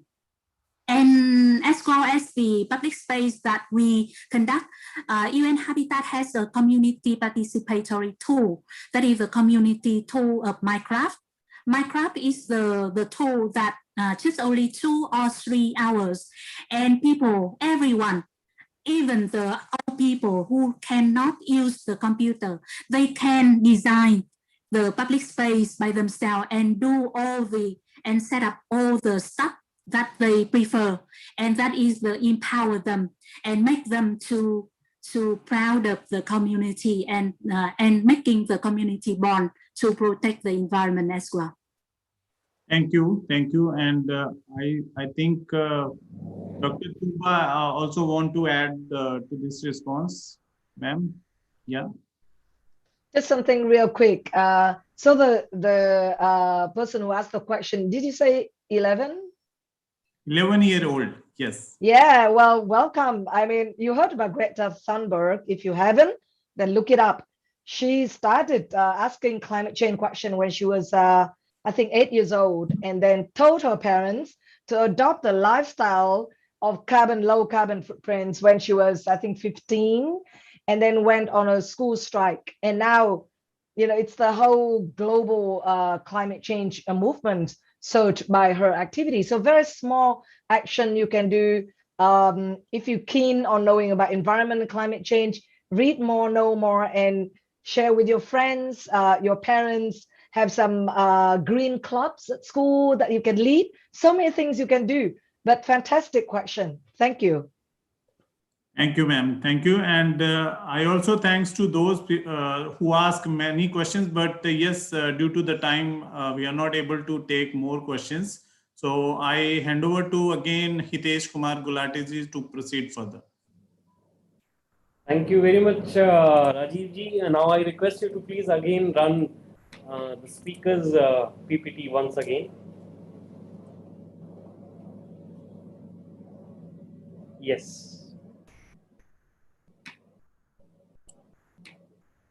Thank you so much. Going forward, now we invite Mr. MP Singh, Director of Punjab Energy Development Agency, to please share his views on way forward in conserving environment, biodiversity restoration, and climate change. But before that, let me just introduce Mr. MP Singh to all of you. Mr. MP Singh is the Director of Punjab Energy Development Agency, PEDA. He is a mechanical engineer and MBA from Punjab University.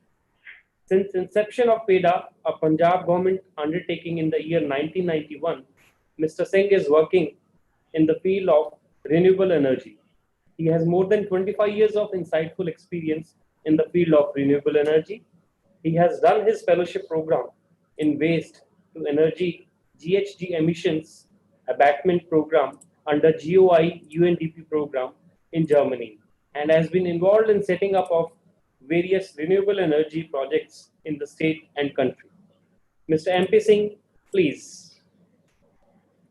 Yeah, I hope I am audible. Yes, sir. And sir, again, it's sir requesting. Let's try to be precise for 5 or 6 minutes, because I hope you also understand we should conclude on. Yes. I understand you're running very, very late. Thank you but so good much, to sir. be all of with you and part of this occasion on the World Environment Day.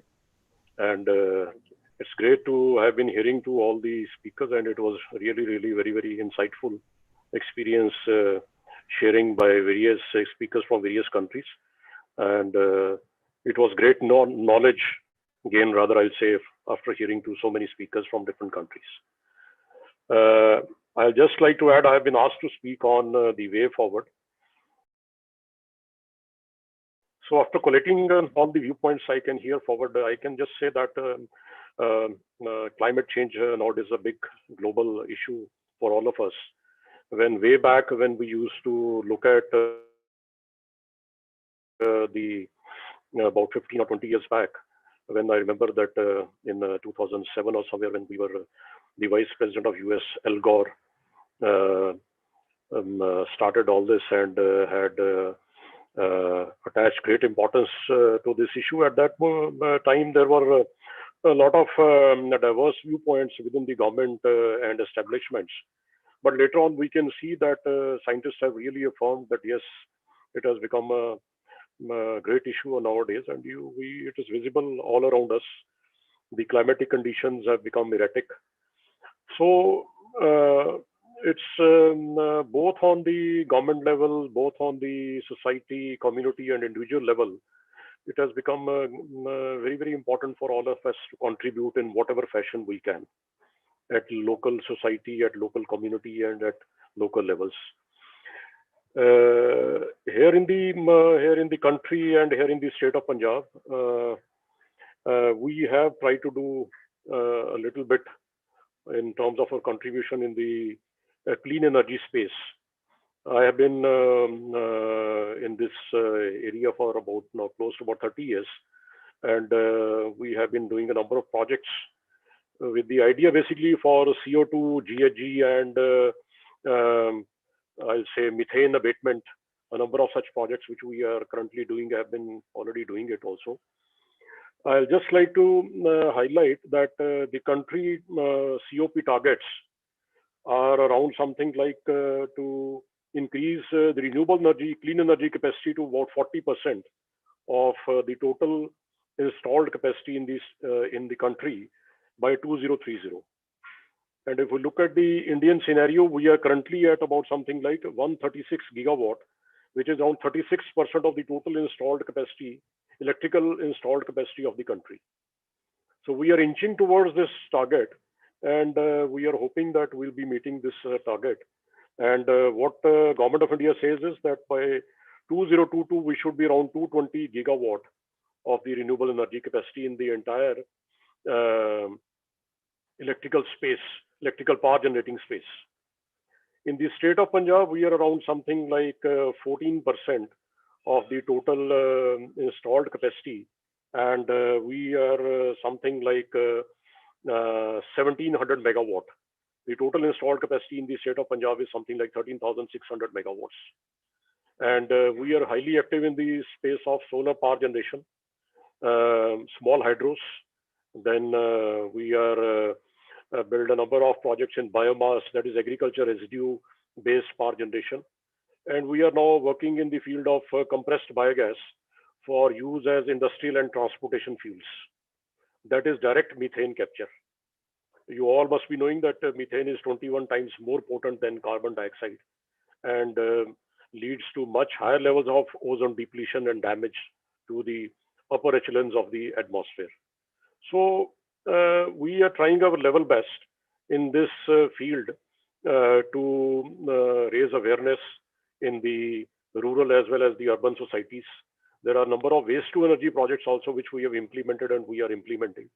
There is a landmark project which we have done in the city of Ludhiana in Punjab, where we handle about 200 tons of dairy waste per day, which leads to power generation and also compressed biogas generation.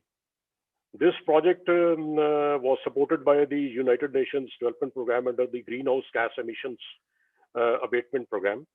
And I also did my fellowship under the same program in Germany. We are building such a lot of such more projects in the state, with the main idea is to conserve and preserve environment. The emissions, both in the transportations, emissions in the industrial, and emissions in the farming sector are very, very high. There is a great need for replicating such projects so that we could try to bring down the emissions to levels which have been agreed in the COP Paris Agreement. And it is rather, I feel that it's a worldwide situation whereby all countries need to regulate and limit their emissions by putting in and bringing in more clean energy systems into their electrical power generating space, and also into their regular energy usage also. If we add this to the local society and community levels, like many of the earlier speakers have talked about, that could be, we could switch down to clean transportation systems. Here we are now promoting a lot of compressed biogas transportation in vehicles. We are promoting a lot of electric vehicles in these state. So such kind of initiatives, I feel, will lead to a long run drive and impetus to make part of our regular lives the new technologies and initiatives, both in the industrial, commercial, agriculture, as well as the transportation sectors.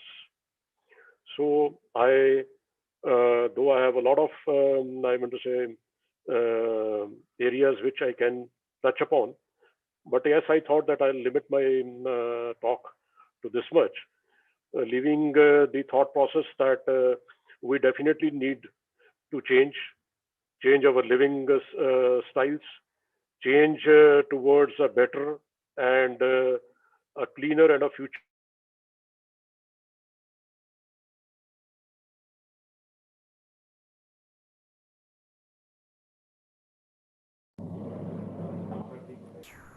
MP sir, there is some technical problem at your end.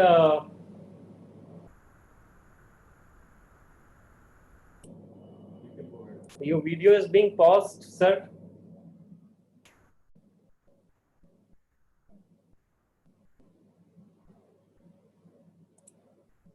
Okay, sir, I'll take it from here. I think you were concluding your particular talk on the way forward, and thank you so much, sir, for sharing your views on conserving environment, biodiversity, restoration, and climate change. And we are very sure that with you and with PEDA, we can do a lot many projects into this area of energy and environment conservation. With this, may I now request Mr. Rajiv Kumar, Honorary Director, Capacity Building and Training, APS WDP, to please go ahead with the speed networking session. And request to you, Rajiv ji, let's not make it more than 7 minutes. 5 minutes is for the breakout rooms, and last 2 minutes if they want to share any experiences, because already we are running too late. Yes, I suppose that 5 minutes is sufficient for introducing themselves in each other. So very fantastic. So thank you, Hitesh, for this particular interesting session. So we keep this speed networking session particularly for all the audience who join us today. So the conditions and the guidelines for this particular thing is we all divided into different breakout rooms now during this meeting, and each room will have maximum 8 to 10 participants. So we request all the participants in each breakout room will be in next 5 minutes. You may introduce yourself and explore more about a professional and development areas of mutual interest. So this particular networking session, so 8 to 10 people in one room for introducing themselves with each other. So please stick to a very limited introductions with each others to maybe we all can have a specific timing for that. So please be ready for these sessions. So we are going to create this breakout rooms. So you all are requested to click on join. There is an option to join float in your screen.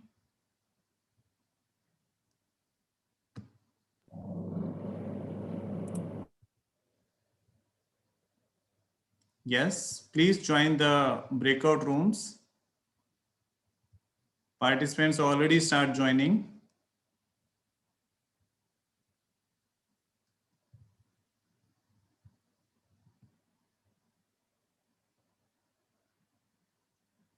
Join and start a brief introduction themselves to each others.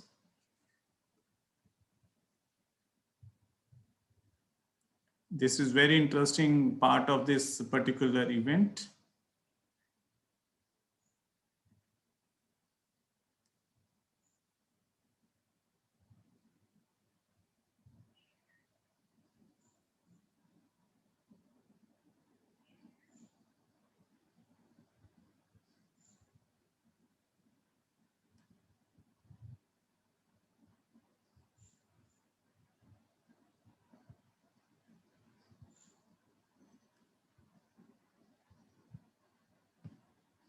If anyone have facing any problems, so please report to us.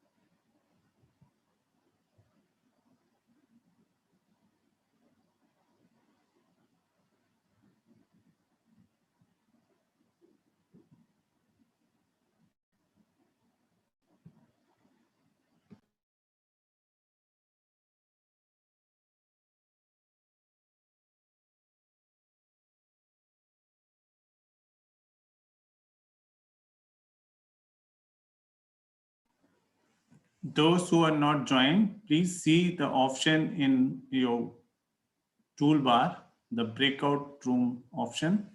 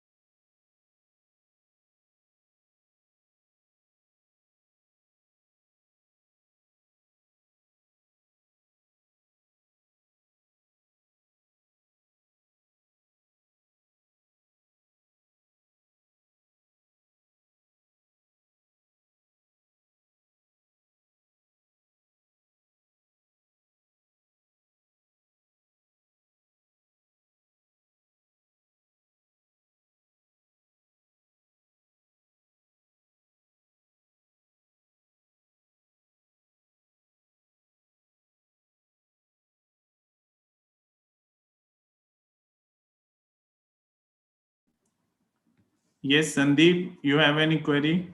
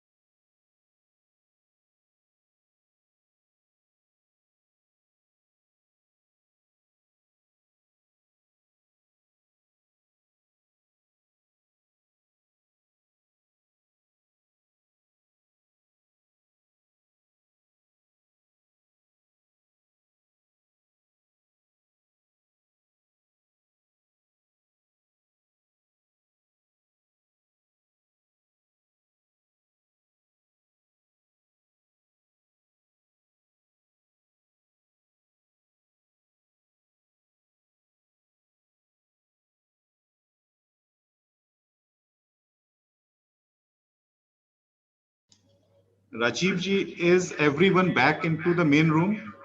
Or Oh, in few seconds, sir. We are waiting. In few seconds, all can come back to okay, the main room. fine. It's working. In next 5 seconds, all can come back to our main room.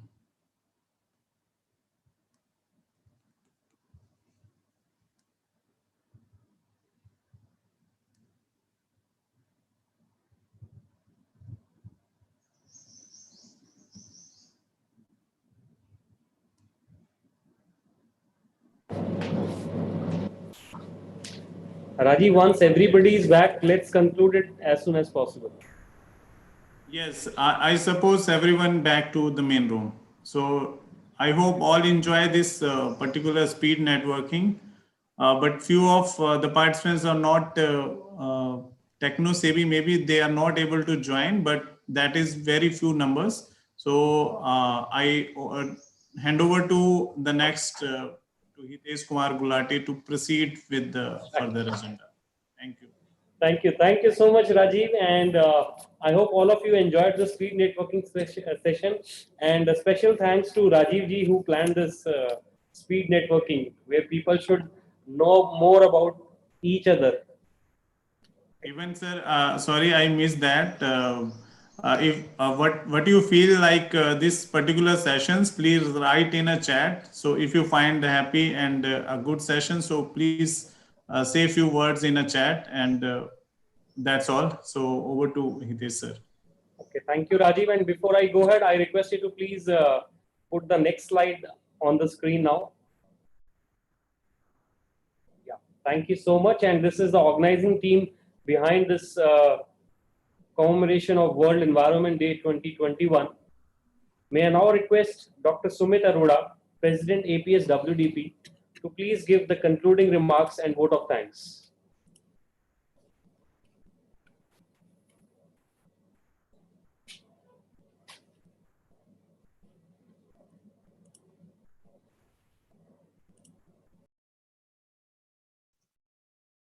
So thank you, Hitesh ji, and very good afternoon, everyone. So I've been asked to deliver the concluding remarks and valedictory speech.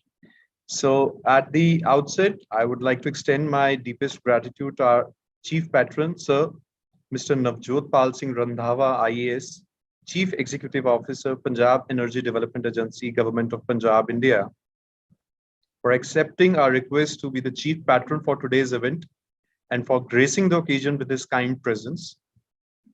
Sir has a great tendency to inspire youth and individuals from all walks of life and has been a guiding force for the entire APS-WDP fraternity. I would also like to put forward my sincere thanks to Mr. MP Singh, Director, Punjab Energy Development Agency, Government of Punjab, India, for his valuable support and encouragement for this event hosted by the Virtual Center of Excellence for Social Welfare Administration, in collaboration with Punjab Energy Development Agency, the Climate Reality Project India, the E-Conscious Society Royal Thimphu College, Bhutan, under the aegis of Association of Professional Social Workers and Development Practitioners. I'm also thankful to Mr. Aditya Pundi, Country Head India and South Asia, the Climate Reality Project India, Ms. Gitanjali, IFS, Research Fellow, Helsinki University, Finland, Ms. Dia Andrea Verli, Co-founder, EcoWorks, Switzerland, Dr. Thuba, Senior Advisor, Environment and Climate Change, FHI 360, Asia Pacific, Australia, Dr. T. Kamala Intan from Griha Kirana Foundation, Indonesia, for accepting our request to be the chief guest and speakers for today's event, which is a day of global recognition. Also, I take this opportunity to extend my heartiest thanks to our youth speakers for the event, Ms. Elsie Gabriel, founder, Young Environmentalist Program Trust India, Ms. Bijpam, Public Space Project Manager, UN Habitat Vietnam, Mr. Kinley Dorji, Program Leader, Department of Environmental Management, Royal Thimphu College, Bhutan, Mr. Sanjay Devkota, Program Development Officer, Rural Water Supply and Sanitation Fund Development Board, Nepal, Mr. R. Clario, Project Leader, Urban and Regional Planning Specialist, with the Urban and Regional Planning Division, Indonesia, for sharing their wonderful insights over the diverse issues. Behind the success of this remarkable event, a team of dedicated members has worked very hard in putting forth all possible efforts in leaving no stone unturned. I put forth my sincere thanks to Mr. Vivek Trivedi, Principal Convener for the event, and Founder cum Advisor APSWDP for leading us in the right direction. His continuous endeavors in team building have shown us great dimension, especially in the field of social work profession. Our dedicated team, comprising Mr. Rajiv Chaudhary, Mr. Hitesh Kumar Gulati, Mr. Deepak Yadav, Mr. Navneet Trivedi, Mr. Bhavesh Swami, Mr. Paramjit Singh, Mr. Balbir Singh, Mr. Rajiv Kumar, have been diligently involved in the overall planning and execution of this event. I'm also thankful to our backend team members, Dr. Moolraj, Dr. Gitika, Dr. Priyanka, Dr. Jagmohan, Ms. Purnima, Mr. Vinay, Mr. Gautam Bhardwaj, Mr. Karamveer, and Mr. Rohit, who have made their sincere efforts ensuring the success of this event. To quote the Irish author James Joyce, better pass boldly into that other world in the full glory of some passion than fade and wither dismally with age. I strongly believe that we as APSWDP fraternity have exemplified this statement. Through these past years, we all have discovered and devoted ourselves to our passion and have grown immensely as a result. In our midst, we have expanded under the mentorship of our eminent members hailing from diverse backgrounds and constitutes the senior bureaucrats from the administrative services, senior eminent professors, medical scientists, social scientists, professional social workers, development practitioners, entrepreneurs, consultants from bilateral and multilateral agencies, activists, and students. Friends, I am especially grateful to Mr. Kinle Dorji for coming as a partner in the program through E-Conscious Society, Royal Thimphu College, Bhutan, and to Mr. Aditya Pundi from the Climate Reality Project India. We are indeed obliged for your initiatives and look forward to future pursuits as well. Last but not the least, I'm thankful to the audience from India as well as from different parts of the world for showing their keen interest in this event, without which none of us would have come this far. We at APSWDP are open to taking any questions or post-event queries. Please feel free to reach out at apswdp@gmail.com or log on to www.apswdp.org for more information. Once again, thank you one and all for the successful conclusion of today's event. Thank you so much, Dr. Sumit, and I request all of you to please switch on your videos, because in next 2 minutes we'll take the group photograph and then we'll conclude with today's virtual dialogue. In the meanwhile, I just wanted to inform all of you that all of you who have attended the full program will get your e-certificates by 20th June, latest by 20th June on your registered mail IDs. So please switch on your video so that we can have a group photograph before you conclude this dialogue. And grand applause for all who have attended today's session and for the speakers of the day today.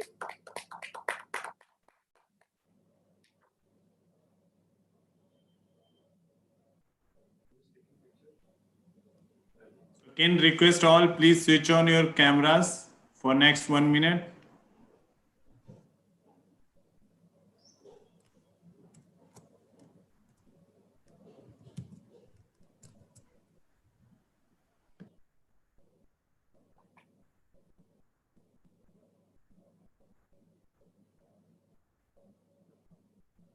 Rajiv ji, can you please switch on the video of Mr. Sanjeev Jaggi?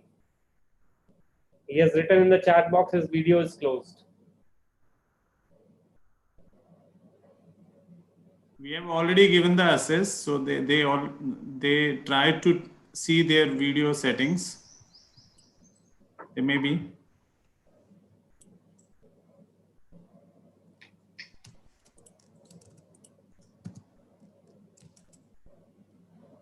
Can you just check at your end also? Okay, it's done. Okay, it's done.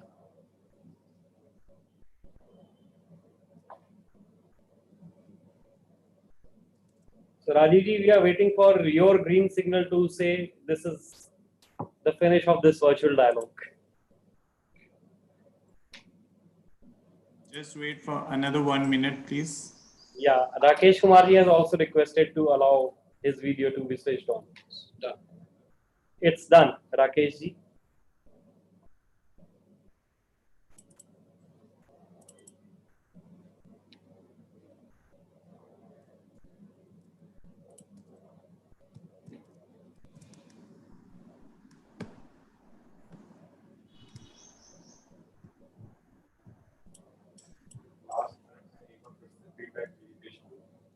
And thank you very much. We have received an overwhelming response. Till now, we have received 236 feedbacks. And we request all of you who have not filled up the feedback till now, they should take 2 minutes out of their schedule and please fill the feedback. And photograph done, sir. Thank you. We have received only 90 responses for the signature campaign. अभी तक हमें सिर्फ 90 responses ही आए हैं signature campaign के लिए. मैं आप सभी से रिक्वेस्ट करूंगा कि इस signature campaign को ज़्यादा से ज़्यादा support करिए.